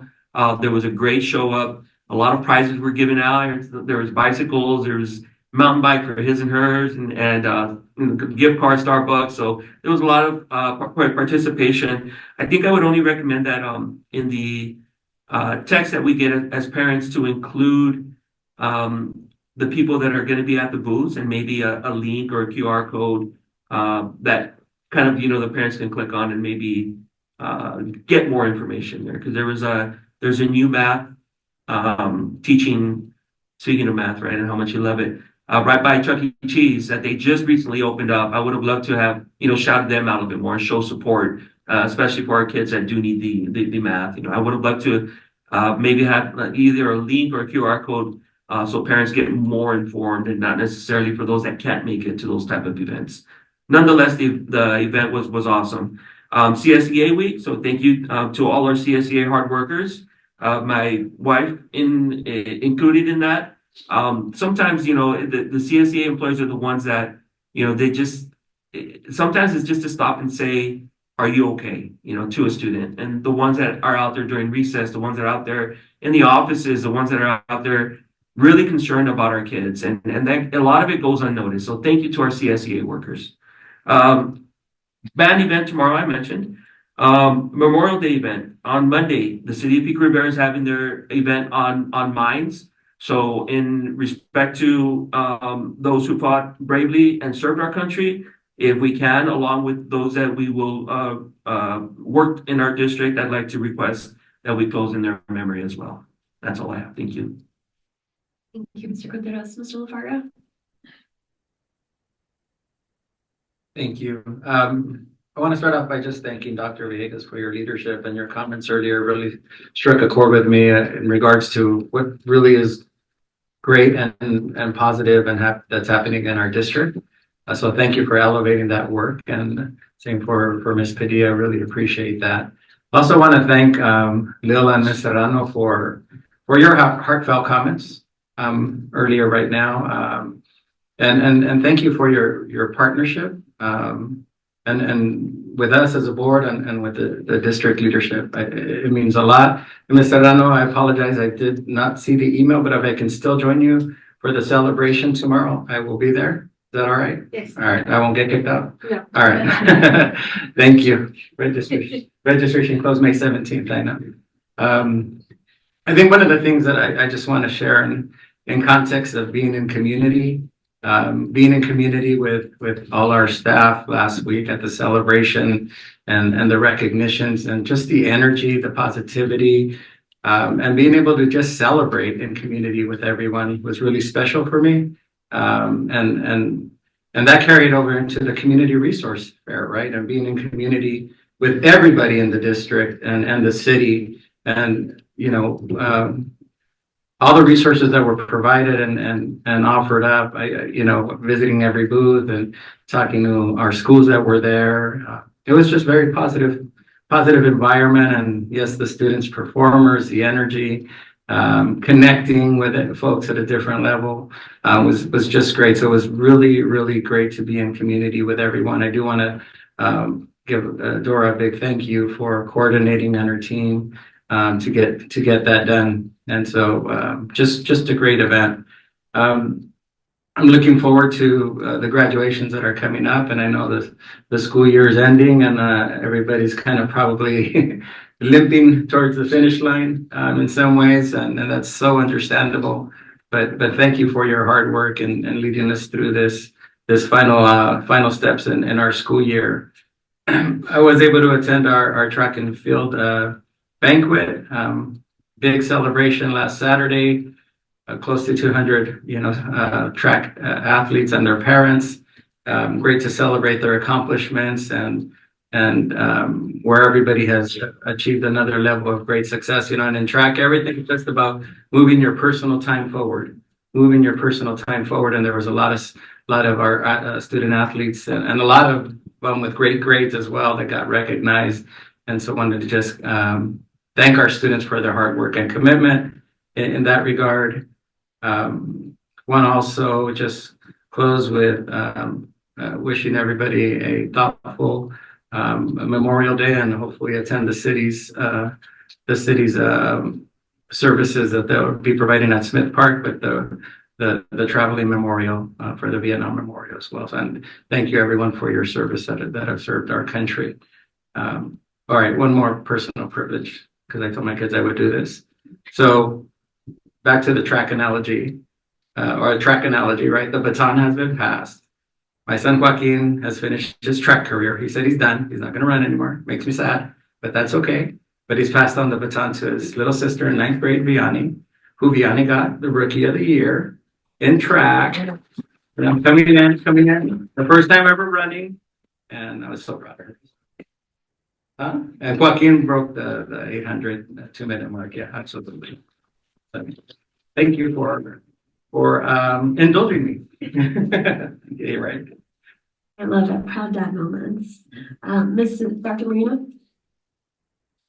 I agree with what we just heard right now. There are so many good, positive things happening here in the district. We have to just close that external noise that you've talked about, Dr. Villegas, earlier, because our focus here is on staff, the good things happening across, whether it is the recognitions, which, as was said before, it allowed all of us to come together and celebrate staff, celebrate the great district and all the work that you're doing. It just really gives that feeling. Every year it gets better. Last year I said that, when we finally had another recognition after COVID, but this year I just felt a sense of closeness from all of us. So congratulations to everyone that was recognized, and thank you for all your work. I was at the Evening of Excellence with Tri-Cities ROP last on May 13, and this is an opportunity for ROP to celebrate and showcase the work and accomplishment of the students who take advantage of this program, and to also recognize their achievement. It's equivalent to our scholarship night, where students who have excelled are given special recognition. Unfortunately, I was not able to attend as long as I wanted to the community resource fair, but it was wonderful. I want to thank everyone that made it happen. It was a time for the community to be there and see all the services that are available here for everyone. I did get in toward the tail end, and I was able. My two grandsons had their last soccer game last of the season, so I couldn't miss out on that. Nonetheless, I was able to go to the community fair for just a short while. I say thank you, Dr. Villegas. The breakfast was wonderful. Here's a shout out for Taquearte. You guys got to go there. It's wonderful. This is a free commercial. One last comment. No, not last comment, but because the employee recognition, this is when Valencia had their festival, so many of us were not able to be there. I would have been there in Valencia, obviously. But since I'm on Valencia, I want to say that it's true. We do have joint partnership with the city in terms of the recreation, the mini page, but I think that the school district, the board, has to make every effort for the city to come together, because this is a problem not only at Valencia, the traffic patterns. I see it every single day when I drop off my grandson. Our kids are not safe when it comes to that. The traffic patterns are horrendous. It's just something waiting to happen. So the sooner we get together with the city, because just a real quick example, they have all these red curbs, which keeps parents from dropping off their kids, and they have the street sweeping, et cetera, et cetera. Anyway, so much for that. Congratulations to the CSEA. Thank you for the invitation. Of course, I'll be there. I'll probably have to bring my grandson, but I'm sure that's okay. He enjoys that. Thank you for the instructional assistants. I can say that you are just absolutely wonderful, and teachers just can't do without you. Seriously, as a former teacher, I speak to this with experience. Thank you to our cafeteria workers, our custodians. All of you are truly the backbone of the district. We do the instruction, but Classify really makes it happen. So thank you once again to all of you. We truly appreciate what you do. I was really excited and happy to see, talking about positive things, to see El Rancho full page first time. Woo, look at that. The academic decathlon, the relocation of the adult school, the reunion of 1974. Some of you are 50 years that graduated. So thank you again for putting the district on the spotlight, just to show how many great things are happening here. Yes, I attended the Rancho Music fundraiser at Hacienda on Sunday. It was a great event. It was fun. They had food, they had the Mariachi Sol de Mexico, and it was, I believe, the former alumni performed. Yeah, dance of distinction, great music to dance to. They should do more performances. I mean, Miss Perez was there and we were singing and dancing. We just had a great time. But I did learn that the music director, the mariachi director, Jose Hernandez, is a former alumni, class of 76. Northern Cheeto, and he graduated in 76. So talked to some people already. He's being nominated for the Hall of Fame. So more of that to come later on. I'd like to give a special recognition to Dr. Janet Alonso, principal at Rio Vista. Congratulations, Dr. Alonso, on your graduation. I believe was Saturday on educational leadership from Claremont Graduate University, my alma mater. Congratulations. It's, I'm sorry.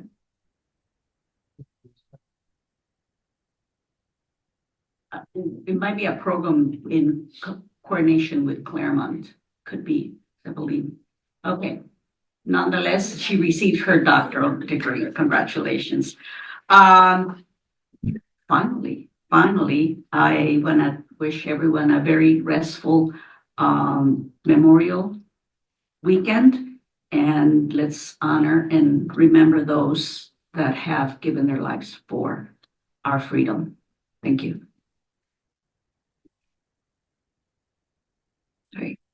It's gonna be Darth Vader right now, boys. Okay, so bear with me. Echoing what Dr. Marino and some people said, thank you for that, for those words, Dr. Vegas. Thank you, Lil. Thank you, Mr. Rano, for just the team, because I feel like we are doing great things. And for me, it's like we have 3 products from the district here, right? Like we're doing great things. And I think focusing on that and just it's so exciting. Just thank you to everybody. So for this, again, happy CNCA week. I will be there tomorrow. Sorry, I didn't see the email, but I will be there tomorrow.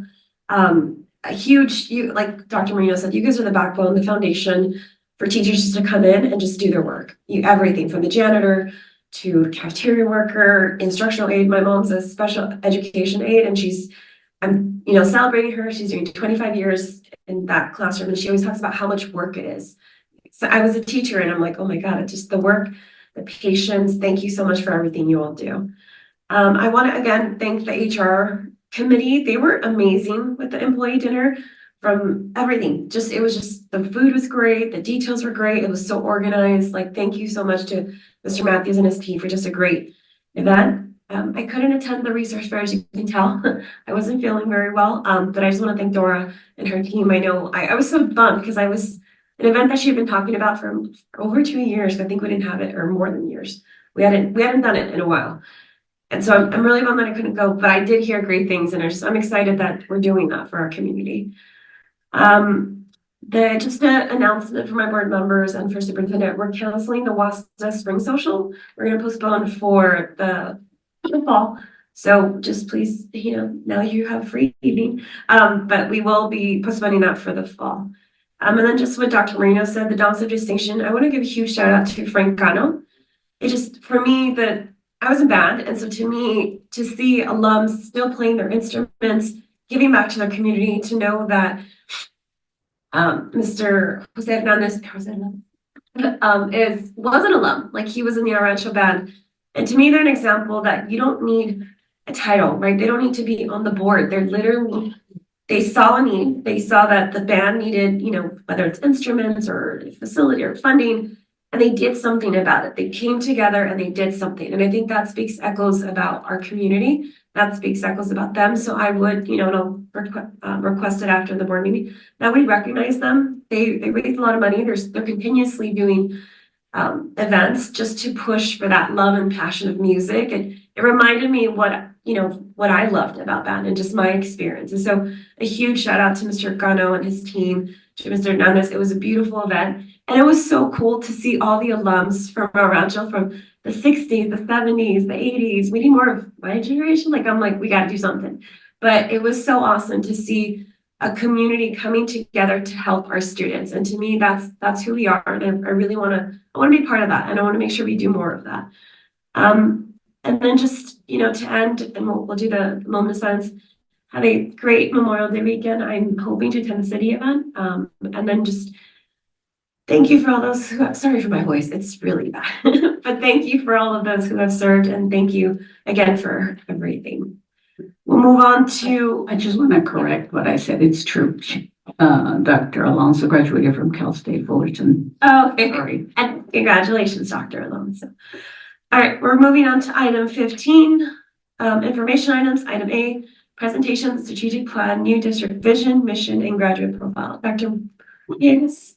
Yes, thank you so much. And as was said earlier, I think Ms. Carrion indicated what a great process the strategic planning part of it was, and in part because of the people that were involved and the way that people came together with a purpose. And we sat 80 different people from community, administrators, teachers, classified personnel. We had some community and civic leaders that were all part of this endeavor. Board members were strategically part of it as well, as you know, we couldn't have more than two at any given time, except for the last session where we were able to have several. And then we had a breakout session from that was dealt to dig a little deeper on some of the work. So we can go to the next slide. So that gives you just a little bit of the planning. Am I able to move it? He's moving it over there. You can point it Point that way. Okay. Let's see. There it is. And so this slide there kind of reviews what we just mentioned. Was basically a lot of stakeholder involvement, and we had 4 different sessions, subcommittee sessions, and cross-section of educational partners throughout our district. And one of the most telling parts of it was our students, because we had students that they were able to tell their story and their reality, and how we as a district could be better. And what's really interesting to me is because most of these students they're not going to be here as we implement this, but they were so into it, they're engaged in wanting to make sure that their voices are heard for the future. And that's very telling of the kind of students that we have. And the consultant that led us through this process, she indicated that she really was so impressed with the quality of students that we had participating, and how they were able to share their thoughts and how involved they actually were. And so one of the things that we looked at and we're going to just share today is the vision. And again, a vision is what it says there, an audacious dream of the future of the school district aspires to create. So it's just what we'd like to have. And that's really the essence of a vision. We spent some time understanding what a vision is, going through some words that gave us as to why we exist, and we then came up with numerous vision statements that ended up falling into this one, which is inspiring learners to thrive in an ever-changing world. And so that was, when it came down to it, that became the vision statement that we landed on as a team. So inspiring learners to thrive in an ever-changing world. And what I'm going to ask is that if there's any questions through each of these, I'm going to stop at under the vision, mission, and then again the graduate profile. So at this point, are there any questions related to the vision statement? As you mentioned, is it okay? As you mentioned, Dr. Villegas, there was only 2 board members that were able to attend each meeting. And I know at the one where we all attended, there was empowering and inspiring learners. So you could just give me the thought process of how that one was amended or revised. Yeah, so part of that was the desire of wanting to make sure that they were short, that they're statements that we can articulate and can remember. And there was a feeling that inspiring kind of held the empowering piece in it as well. So the group felt that as if we are inspiring, we're also empowering with that. So it felt that one word was sufficient for both, captured in both. Any other questions? And the mission describes the reason for the organization exists and tells people what a district does. And as you can see there, Lil's telling all of us what the district does. And it was really just part of what the mission is. It was a big discussion in the different groups. And what we came up with, we create opportunities for growth and success. And so part of the difference in terms of the vision, it's kind of that big audacious dream, and this one is what is the work that we do. And so we create opportunities for growth and success. I don't know if there's any questions on that one right now. And so the graduate profile, the idea behind that is that it's a limited set of core dispositions that reflect what El Rancho students will demonstrate. And so this is something that we looked again at what is it that students will likely need to have in order to be successful in an ever-changing world. And so what does that look like in the future? And again, went through a series of conversations and words to think about what is that going to look like in the future. And so we landed on 5 as these are the, I'll come back to read the definitions, but leader, collaborator, communicator, innovator, and global citizen. And so lots of words were said, but these or iterations of these words were really almost in every single table, a conversation that took place, some sort of this type of word was part of it. And so then we went on to create definitions of what that actually means. And as it indicates there, I'll just read from there. ERUSD students are confident and self-motivated. They inspire others through commitment, responsibility, and strong work ethic. As a leader, the collaborators are ERUSD students build on the ideas of others to achieve team goals. They are patient, accepting, and inclusive. The communicator, ERUSD students express their thoughts and feelings clearly. They listen actively and are socially aware of their surroundings. Innovator, ERUSD students are resourceful and are resilient. They approach problems with a creative mindset, always striving to find new and improved solutions. And the global citizen, ERUSD students care about their community. They make responsible choices, contribute to society in positive ways, and are committed to the common good. And so those were the, I guess, the words that were chosen to be really reflective of what the graduate profile would look like. So when students come through our system, by the end of 12th grade, we expect them to show these attributes going through. And that's an essential piece of the strategic plan. And so today, well, actually, are there questions about the graduate profile? Yeah, we'll start this. Are there any questions? I think for me, it's just a comment. I love it. I love the choice of word. I just want to make sure that I think it's the mission or the vision, the mission, the opportunities. If this is what we want our students, if we want them to be leaders, communicators, innovators, to make sure that we're providing them the opportunities to do so. I just want to, and I think we do, but I want to make sure we, reiterate that it's not just, I want you to be a leader, but we don't have it, which we do. We have ASB, we have, so many. I just want to make sure that we are providing the opportunities for students to do all these, which I think is great. I know Esther mentioned she was pushing for, I'm going to blank out. It was like global, something with citizenships, like the civility. Yes, thank you. Like making sure that we're giving opportunities like that so that it aligns with what we want. That was just my only comment. Thank you.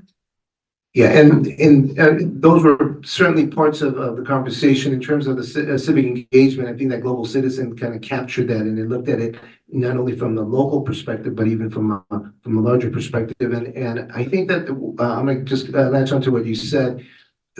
One of the things that I think is very powerful is the amount of people that participated and the amount of time that we took to make this happen.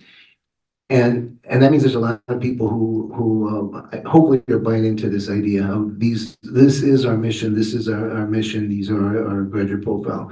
And one of the things that needs to happen is we need to have an implementation plan of this, because it cannot just end with words on a board. You know, if we're gonna say that this is what we do, then this is what we need to be able to do.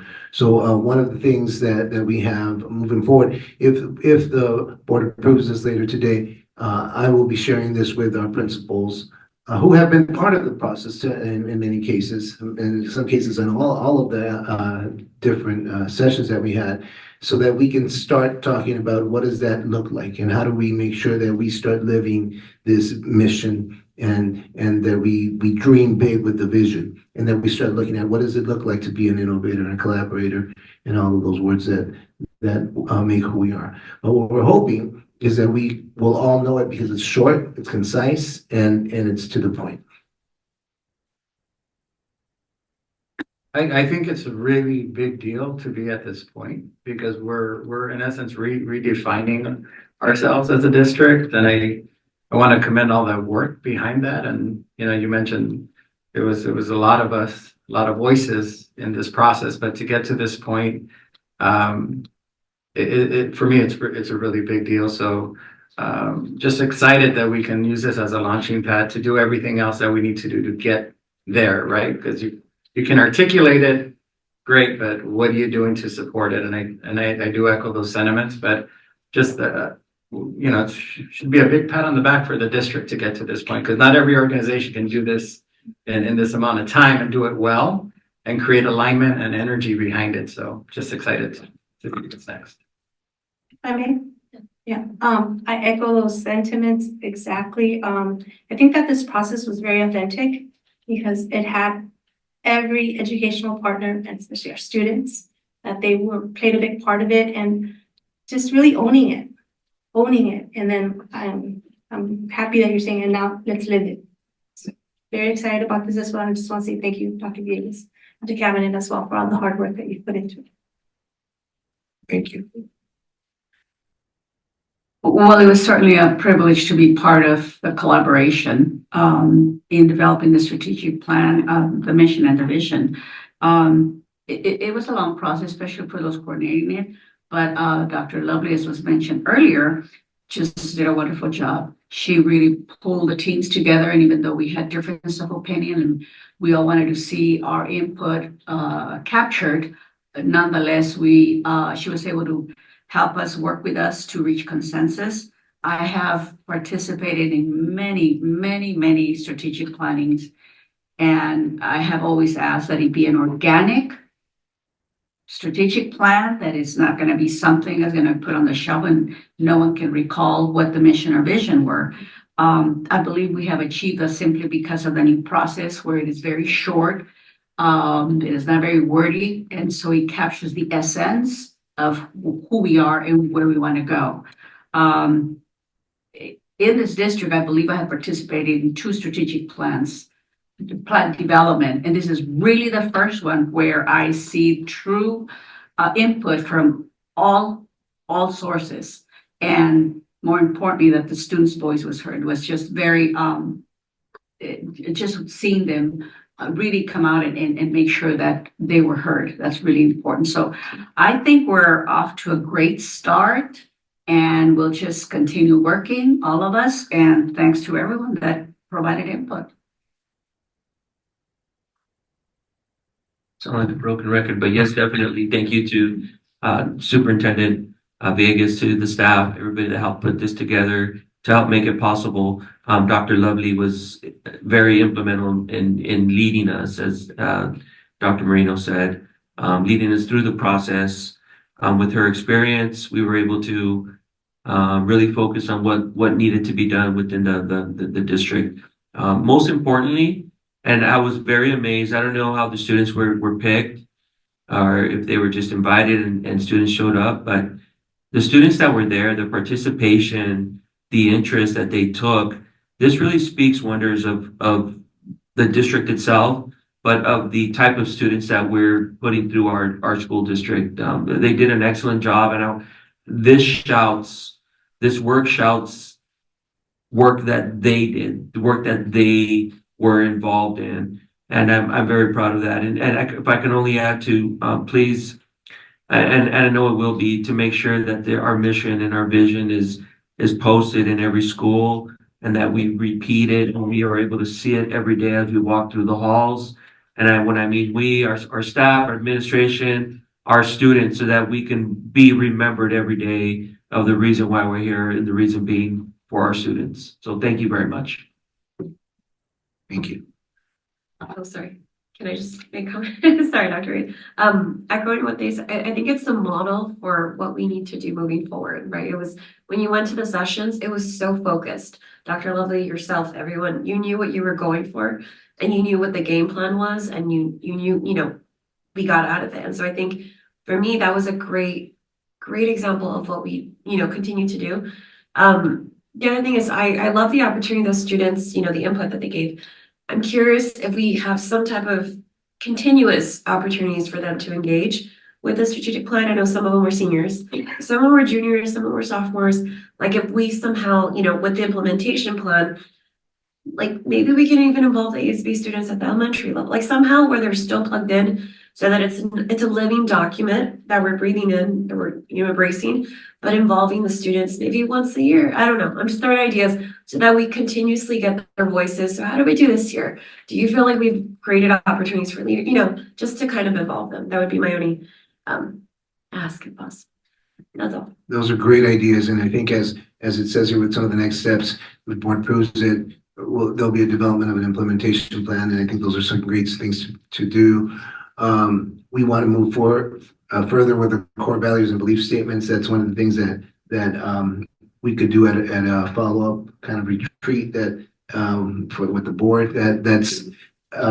I'll be proposing that we do that in July, that we move forward and start working on those. I know that was a request from the board early on. And the focus areas of focus, those are the ones that we've had. And those are just kind of going back and connecting that these areas of focus: academic achievement, safe and learning environment, facilities projects, family community engagement, and fiscal solvency can still remain as the areas of focus with those missions and visions and the graduate profile. Because at the end of the day, we want students to achieve at high levels. We want to have environments that are safe and that are appealing to our students. The facility projects to continue to grow and expand in a manner that is of the future, so that kids get what they deserve. The engagement from community and the fiscal solvency to have the resources to be able to pull those things off. So, those continue to be areas of focus, and I just wanted to bring it back and tie it all together, because those will appear in some degree. Maybe the indicators will look differently, but to some degree, those might be the areas that we continue to focus, even with this vision and mission and graduate profile. And so that is all. I just wanted to make sure that everybody heard the process, and I know that not everyone got a chance to be part of it, but at least everyone now hears the process that we went through. And again, I also want to thank our union partners, because they were partners through this piece. All three union presidents were at all of the meetings, and that says a lot of their commitment to making sure that this was going to be an effective partnership. Anyone else comments? Thank you so much, Dr. Vegas. All right, so moving on to item B, presentation on the educational partner meetings and feedback on the outcome. Dr. Vegas.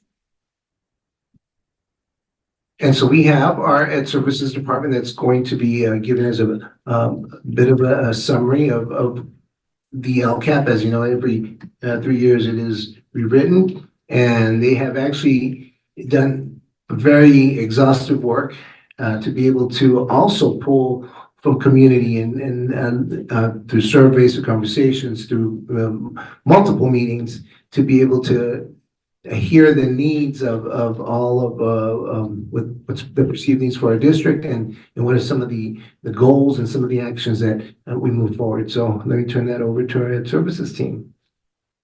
Oh, hello. Sorry. So good evening, board members, Dr. Villegas, and community members.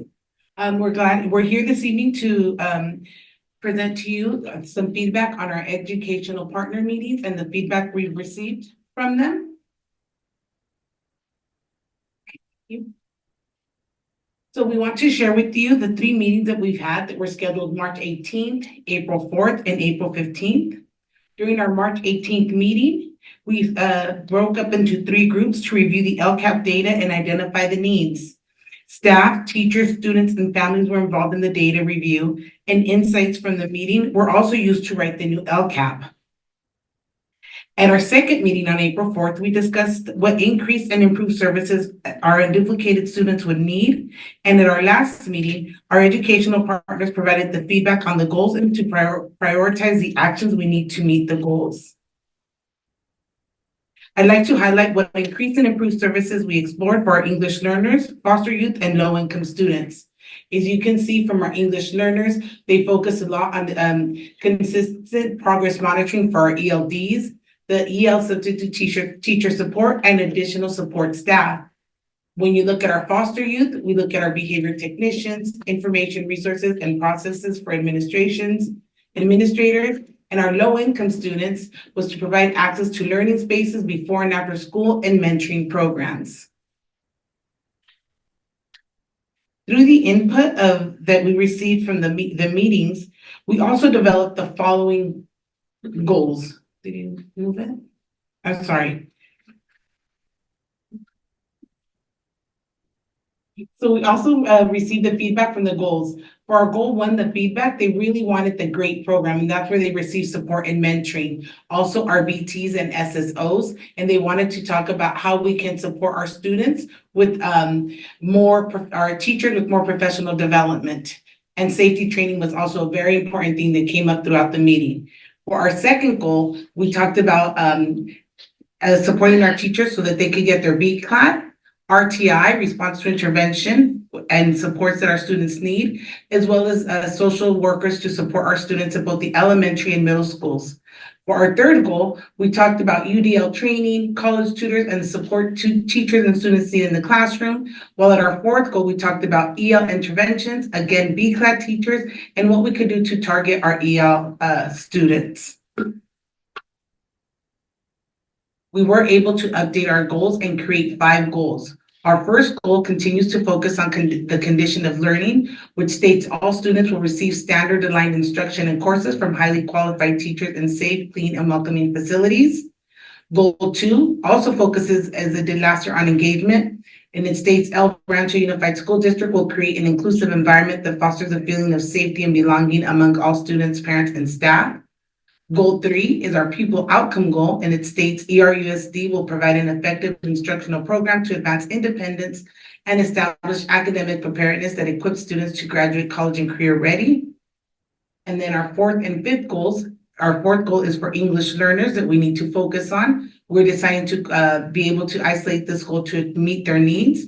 And it states ERUSD will improve English learner student performance by increasing the number of ELs reclassified by the end of elementary school and reducing the number of long-term EL students in secondary school. Our fifth goal is our equity multiplier goal, and that states that Salazar High School and our district office will increase the number of students demonstrating college and career readiness by increasing the number of students completing the CTE pathway. Sorry, for goal 5, if we could just make an adjustment because we met with legal today, because this is an equity multiplier goal that has to address all the groups that are in the red for Salazar. Salazar does have students that are in the red for suspension. So this goal was just updated today to read Salazar High School and District Office will increase student engagement and college and career readiness by increasing the number of students completing a CTE pathway. So within that, we're going to address college and career readiness, which is in the red, and the suspension rate. So that one has been revised to address both areas because we have students in the red for suspension and for college and career readiness. And this goal is added because we received additional Salazar High School and our district office programs such as independent studies received additional funds because 25% or more of our students did not receive a full year of learning in the same school. And that means that our Salazar students went back to El Rancho High School, our independent study students went back and forth from the virtual learning academy to their home school. And then that the socioeconomically disadvantaged pupil rate was greater than 70%. The following slides We'll talk about our parent survey data and the information we collected from the 330 parents that completed the survey. As you can see, parents were asked a variety of questions, such as teachers at this site care about my children's academic success, or I'm comfortable raising an issue of concern with my children's teachers. As you can see from the presentation, there were, and it was brought up actually in our DAC-DLAC, meaning that some of our parents skipped the questions. It was approximately 50, so we're looking to see as to why parents decided to skip certain questions. I can answer that. Oh, you found it? Sorry. So there was one of the questions that came up in DAC-DLAC is why, for example, if you see 50 parents skipped here, and then I'm gonna skip ahead a little bit, we see 100 and I believe that's 182. So these questions here are earlier in the survey and the ones where it's 162 are later. So we made all the questions required. But if you're taking the survey at home and you're engaged in the survey and then maybe your baby starts crying or you get a notification that you have a message and you exit the survey without finishing it, that's why it'll say skipped. So we had people that disengaged with the survey at that point. So if it's early in the survey, you might have 50 people that stopped at that point, but later in the survey, you might have 162. So that's what that means. So we made all the questions mandatory. And the 182 participants who didn't complete the survey on the final side with our parent survey is because more than likely those were elementary parents and these questions did not relate to them. So whether their children was receiving the necessary support from the school academic counselor, our elementary schools don't have that, as well as opportunities for college and career exploration at the younger age, although they're exposed to certain support not specifically for that. So the other questions that they were asked was if their children feel welcome and if the school is safe. So as you can see, most of our parents agree or strongly agree, but we also want to focus on what we can do to make sure that everyone agrees with these questions when it comes to them. You want to add anything else? And if there's any questions, we would appreciate that. Thank you. Thank you. Thank you for getting the presentation. So No, it's okay. Thank you. we'll start this way. Dr. Morito, do you have any questions or comments? Comments and one question. I know how many hours it took to compile all this, starting from many months ago. So first of all, our appreciation for all of the hours, all of the time for pulling the teams together, the surveys, analyzing the surveys and trying to make sense of all the information you had. One, again, as we heard from the strategic plan, there was collaboration, there was involvement, everyone's voices were heard. I was just kind of going through the LCAP goals, from the previous phase, which was, I believe, 21 to 24, correct? And these goals, like the strategic plan, it's turning the page completely, which is a good thing, right? Because that's where we were 3 years ago, but this is where we are now. And I'm very glad to see that it's really focused on the student, almost like 100%. Everything else, the parent involvement is important, the safety is important, but the 5 goals that you have here, and I believe you had 5 goals before as well, right? Yeah, pretty sure. We had 6, then we had 3. And then 3, okay. Oh. So I know you have like the learning environment and the parent involvement, etc., and the college and career, which I still see here. But the comment I want to make is that I'm so glad to see that it's student focused because I'm certain that it will make a difference. We'll finally begin to see our students achieve to the levels that we want to see them. We're raising the bar, and all this is good. One question on goal number 4, English learners. I know that we'll have to go through oh my God, I'm blanking out right now. It's after 9, obviously. The activities, the benchmarks, everything that will be in place to achieve this goal, which is to increase the number of reclassified ELs, because it's something that keeps coming back to the table. Too many students are not reclassified. So I hope to see very concrete planning in how we're gonna make this happen. Because we really wanna see that needle move.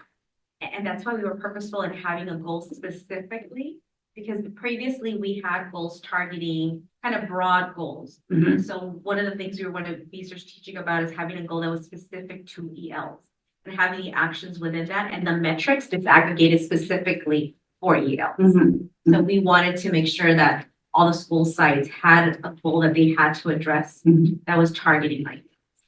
And I believe it's gonna happen because now it's really targeted. It's intentional. So I'm gonna be here just to make sure it happens. I mean, not up here. Don't get me wrong. On the other side. I'll be there where you are. Okay, you said, never mind. Thank you. Thank you, Dr. Marino. Mr. LaFarga? Thank you. I just want to echo Dr. Marino's comments in terms of the preparation to get the data pulled together and the work around that. It's just kind of curious that when you look at this, from your lens, does anything surprise you? Like, what's your reaction to this data? So I think one of the things I had the comment reaction, I almost think heard me say this before. We're looking at the survey data, and I sat there for 2 days and I read every single comment in the student survey, and that was 3,432 student surveys that we had, and out of those 3,400, I would say somewhere about 60 to 65% of our kids actually wrote in a comment, and they didn't have to. So the amount of our engagement that we have in terms of our kids, where in the past we didn't have actual written comments by our kids. So our kids, I think, have a belief that we are listening to what they're saying. So that really, it didn't surprise me, but it made me feel good that our kids felt that their voice mattered. And I think that speaks to the strategic plan, that speaks to all the different opportunities we provide our kids to engage with us. So that was one of the things that really kind of spoke to me. The other part is, if you look at our metrics for the last 3 years, you do see growth in various points. So that's very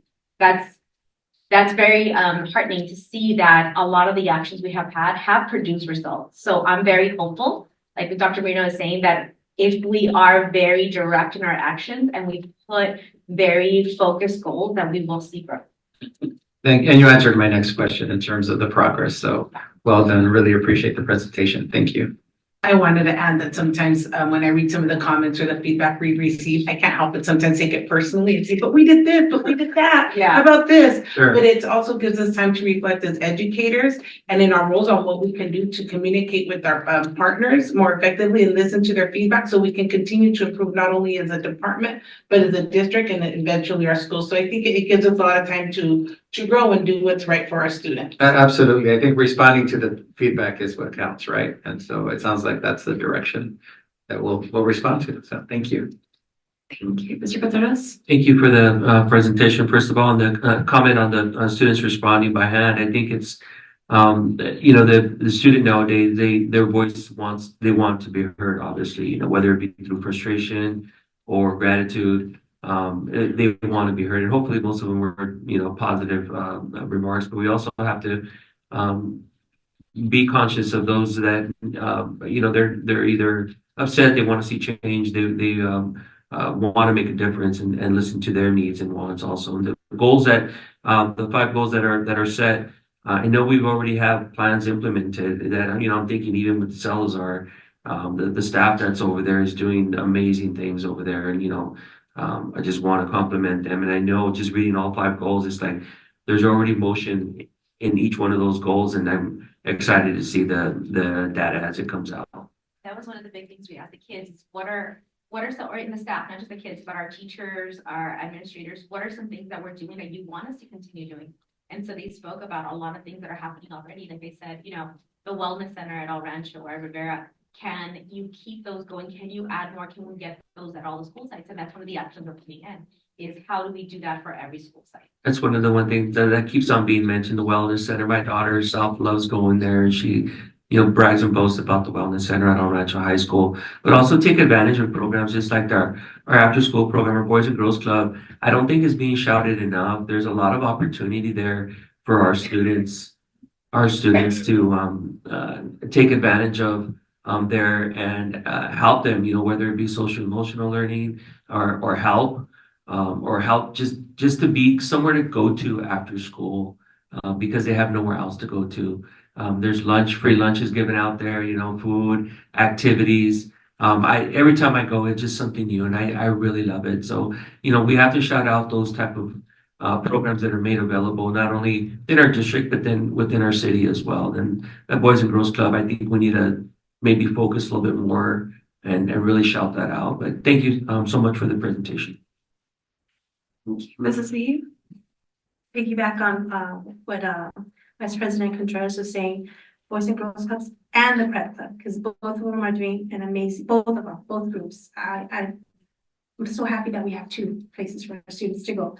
So thank you for the presentation, Ms. Chavez. Thank you for highlighting the student voices and the responses, because I feel that you're right. The process of the strategic plan, the podcast that Dr. Villegas has had, students, sometimes they'll say, they're not embarrassed to say what they need, which is great. They're advocating for themselves, and that's what we want. We want them to build agency, right? And also, the superintendent's student advisory group. That's another place where they've had a chance to express what they feel and what they need. So those opportunities, I think, are key. And I'm really excited to see how this LCAP is going to align with the strategic plan as well.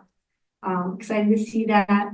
And then thank you for sending over the presentation for the March 18th meeting. I really love I can analyze and understand data from ERUSD's 2021-2024 LCAP, just focusing on that and determining based on what the data analysis says. That's great. I would like to see if maybe we could see what they saw. Like I know that you guys charted areas. On Friday update is fine. The data that we provided is in the folder. Oh, it is. So the breakdown of each we provided, if you look in the folder, we provided the metrics for each goal, and that's what we walked them through. So we broke them down to 3 groups. Each group had a different goal, and then we went through each and we said, okay, based on those metrics, what are some things that we're doing well? What are some things that we need to improve on? So all of that is in the folder. Okay, I think I only saw the presentation. There's another. Perfect. Well, thank you so much. I really appreciate your time and your heart, because I know your heart is in this work. So thank you so much. Appreciate it. Thank you.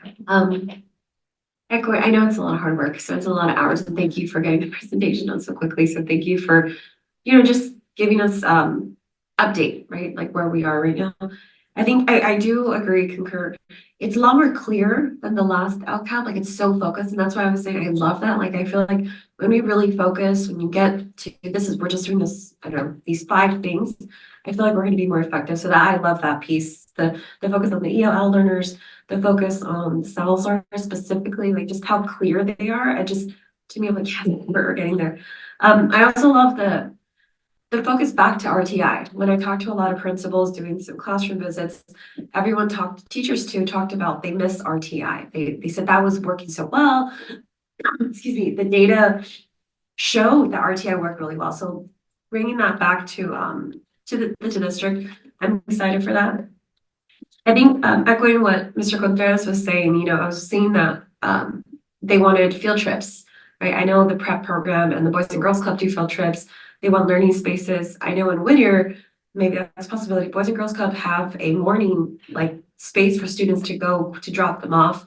I think even in the elementary level, and I don't think we do that just yet, but that could be something that we can look into so that they have somewhere to go. Parents have to work, they have to get there early. Sometimes schools, so that'd be a great collaboration.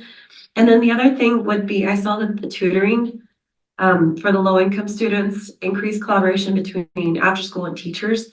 And that's kind of what I was talking about with the Think Together presentation, I believe last time.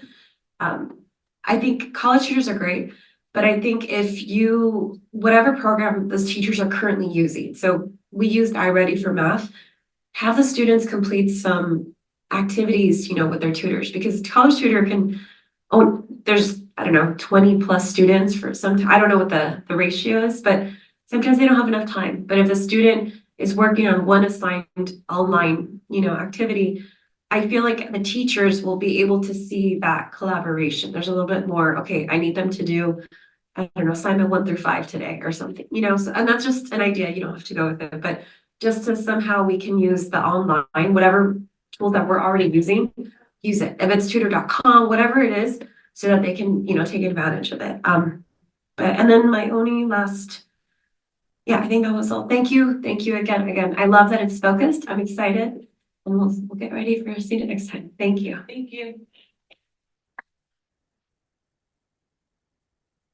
All right, moving on to item 16, discussion. Item A, receive for second reading revised board policy 6146.1, high school graduation requirements. Dr. Vegas?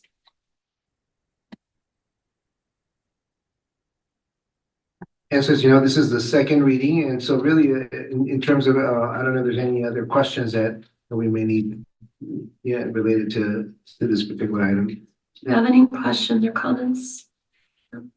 Very not, I think we're good. No, we don't approve for this one. We'll come, okay.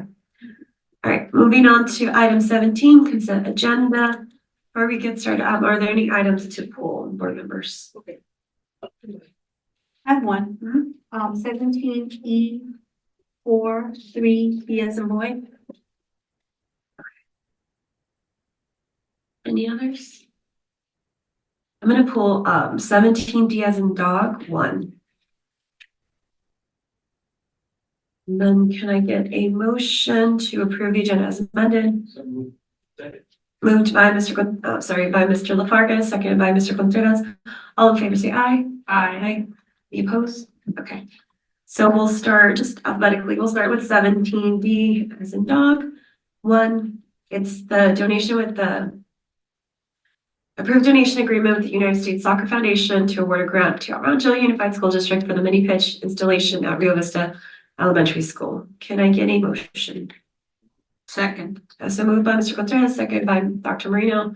Discussion. I'm excited for this. I want to, bring them back to the board meeting, as well as I mentioned the Roldan brothers, just because it's happening. And thank you so much, Ms. Padilla, and thank you, Dr. Vegas, for making it happen so quickly. I know it was on your plate last minute, I know. But thank you, because I feel like we talked about wellness, we talk about opportunities for students. This is a great way for them in school, or after school, we'll look at the details for them to take advantage of it. So I want to thank, it was more of like a thank you. Any other questions or comments? Esther? Yeah, it's finally happening. I'm excited for our students as well. They love soccer, so it's going to be a good opportunity for them. Thank you. And thank you, Ms. Padilla and Dr. Vegas. Let's take a vote. Any other question? I need another motion. No, I didn't. Okay, let's take a vote. All in favor say aye. Aye. Any opposed? All right. Moving on to item 17E at 4-3B. Give you. That's 4. Can I get a motion? Second. Moved by Mrs. Mejia, seconded by Mr. Contreras. Discussion. Okay. Any other discussion questions? All right, so let's take it a vote. I'll just go one by one. Dr. Marino? Yeah. Mr. Varga? Yes. Myself, yes. Mr. Contreras? Mrs. Mejia? Abstain. Okay. Moving on to item 18. New business action items. Item A, Superintendent's Office. Number 1, adopt resolution number 53, 2023-2024 in recognition of Classified School Employee Week, May 19th to 25th, 2024. Can I get a motion? So moved by Mr. Contreras, second by Mrs. Mejia. Dr. Vegas? Yeah, as you know, this is a classified school employees weekend, it's very special for us. And so we do have a resolution, and Chicana is going to talk a little bit about it. So I have been honored to read the resolution, being classified myself for the past 30 years. So Classified School Employee Week, May 19th through 25, 2024. Whereas classified professionals provide valuable services to the schools and students of El Rancho Unified School District. And whereas the 3rd full week of May was designated as Classified School Employee Week in California by the California School Employees Association, CSEA, and the California Legislature by passage of SB 1552, Campbell in 1986. And whereas classified professionals contribute to the establishment and promotion of a positive instructional environment. And whereas classified professionals serve a vital role in providing for the welfare and safety of El Rancho Unified School District students. And whereas classified professionals employed by the El Rancho Unified School District strive for excellence in all areas relative to the educational community. Now therefore be it resolved that the El Rancho Unified School District hereby recognizes and wishes to honor the contribution of the classified professionals to the quality education in the state of California and in the El Rancho Unified School District, and declares the week of May 19 through the 25, 2024 as Classified School Employee Week, adopted by the El Rancho Unified School District Governing Board of Education in Pico Rivera, California by resolution number 53-2023-2024 on this 21st day of May 2024.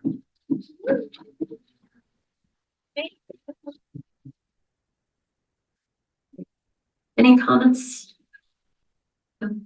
Thank you for all you do. Thank you, thank you, thank you, thank you for everything. We will be there tomorrow celebrating you all. So thank you so much. Let's take a vote. All in favor say aye. Aye. Any opposed? All right.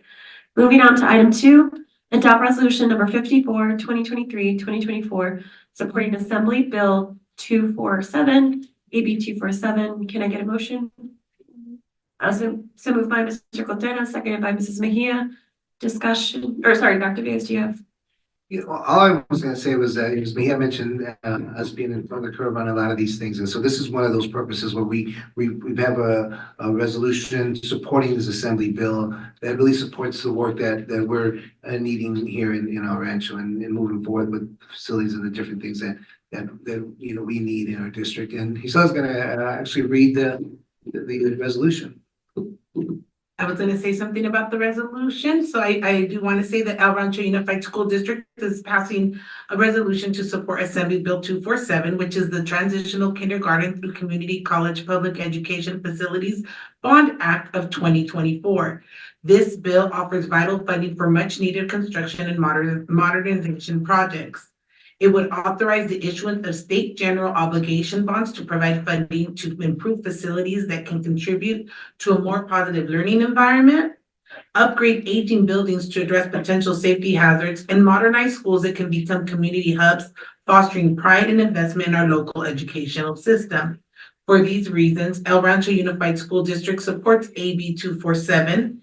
It is designed to support the public schools where our students learn, grow, and thrive.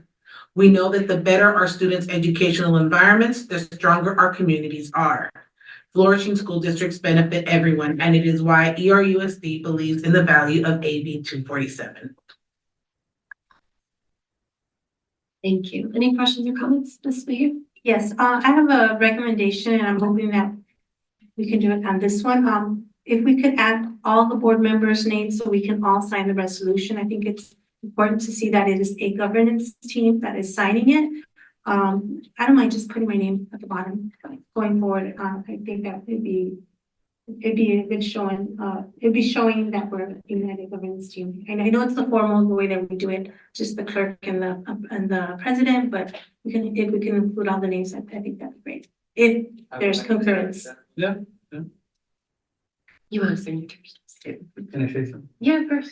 I just want to thank Trustee Mejia for bringing this forward as a resolution, because this is truly what advocacy looks like. But it's advocacy, firsthand. So thank you for bringing it forward, Ms. Mejia. I will take it to a vote. All in favor say aye. Aye. You opposed? Perfect. Moving on to the item 3, approve the El Rancho Unified School District's new vision and mission. Can I get a motion? Second. Moved by Mrs. Mejia, seconded by Mr. Lafarga. Dr. Villegas. I'm just really excited about that possibility, so I'm really hoping that we can go ahead and approve this and we can start the work of implementing the vision and mission. Thank you. Any questions or comments? Just a quick question. So it'll come back under the board policy for official. Yes, absolutely, yes. We thought that first, we would first, have approval in case there's a change. And then if not, then we will bring it back actually at the next board meeting is our intent. Thank you. Board policy, yes. Just again, reiterating what board member Mejia just mentioned, I think that this is a big step, as board member LaFarga mentioned previously. And that we should all have our names if they're not on there. Just some of the new mission and new vision. I don't know if there's something that's gonna be formalized as the official. Like a board policy. With the board policy. Okay, but there's there's Like no. a pamphlet, are we doing like a? Okay. We could. Maybe in the, Oh, okay. Okay. there will be a document that is created, that's a strategic plan and, that would be yeah. Board member LaFarga stated earlier, this is a big step. Yeah. It was a lot of work put in by everybody, by our Yeah. community. So if there is something, I think it would be nice. Celebration or something. Yeah, I think we can make something like that happen. And yeah, we can put everyone. Yes. Yeah, that would be great too. Yeah. Okay. Any other? So let's take it to a vote. All in favor, say aye. Aye. Any opposed? Perfect. Thank you again, Dr. Bates. Moving on to item 4, approve the Arauco Unified School District's new graduate profile. Can I get a motion? So moved. So moved by Mrs. LaFarga, second by Mrs. Mejia. Dr. Vegas? I think it's all been said. I'm really excited about the opportunity of this helping lead us in the direction that the community has asked. So I'm hoping that we pass it and we can move forward again. Any comments or questions? Nope. All right, I'll take a vote. All in favor say aye. Aye. Any opposed? Perfect. Moving on to item 19, recommendations for future agenda items. Any recommendations, members? One, if we can have a presentation on the virtual academy. I'll second that. Thank you. Any others? I just have, sorry, give me 1 second. Maybe information or future, I don't know what they're called, but pretty much CSBA updated their, which I know I've shared with you all. CSBA updated their academic honest policy. But now they're including AI. And so I was hoping we can adopt that and update ours. We've had a first reading on that. We're waiting for it to come back. But we included AI. Yes. We remember we were gonna be doing, we were requesting like having teacher input, but it was specific. That's the academic honesty is the one that we had first read. Okay. That's the one. And that's CSBA's, the new one? Okay. If we can I'll check on that just because I know they barely brought it out. So that's why I'm surprised that we updated it already. And that's one. Okay. Scratch that one. I'll look into that. The second one is if we can recognize the dons of distinction. They're the ones that threw the fundraiser for the band at the Rancho High School at future board meeting. Second, thank you. That's all. Just really quick, since we're on this, there is a document. I want to thank a huge thank you to Jenny, Dr. Vegas. There's a document that we'll be sharing with the board, all the board agenda items. It's organized. So thank you, Jenny. It's so organized so that you can see exactly what are the items, when was it requested. It's just easier to see. So we'll be sharing that document with you all so that you can see exactly where your requests are, when it was answered, if it was complete, and that way we can see it from there. Before we adjourn, I know we wanted a moment of silence for Memorial Day, but also, she left. I don't remember the name. Excuse me. Michelle Castrea. So let's take a moment of silence for Michelle Castrea and Miss Rios and Memorial Day. Miss Green, thank you.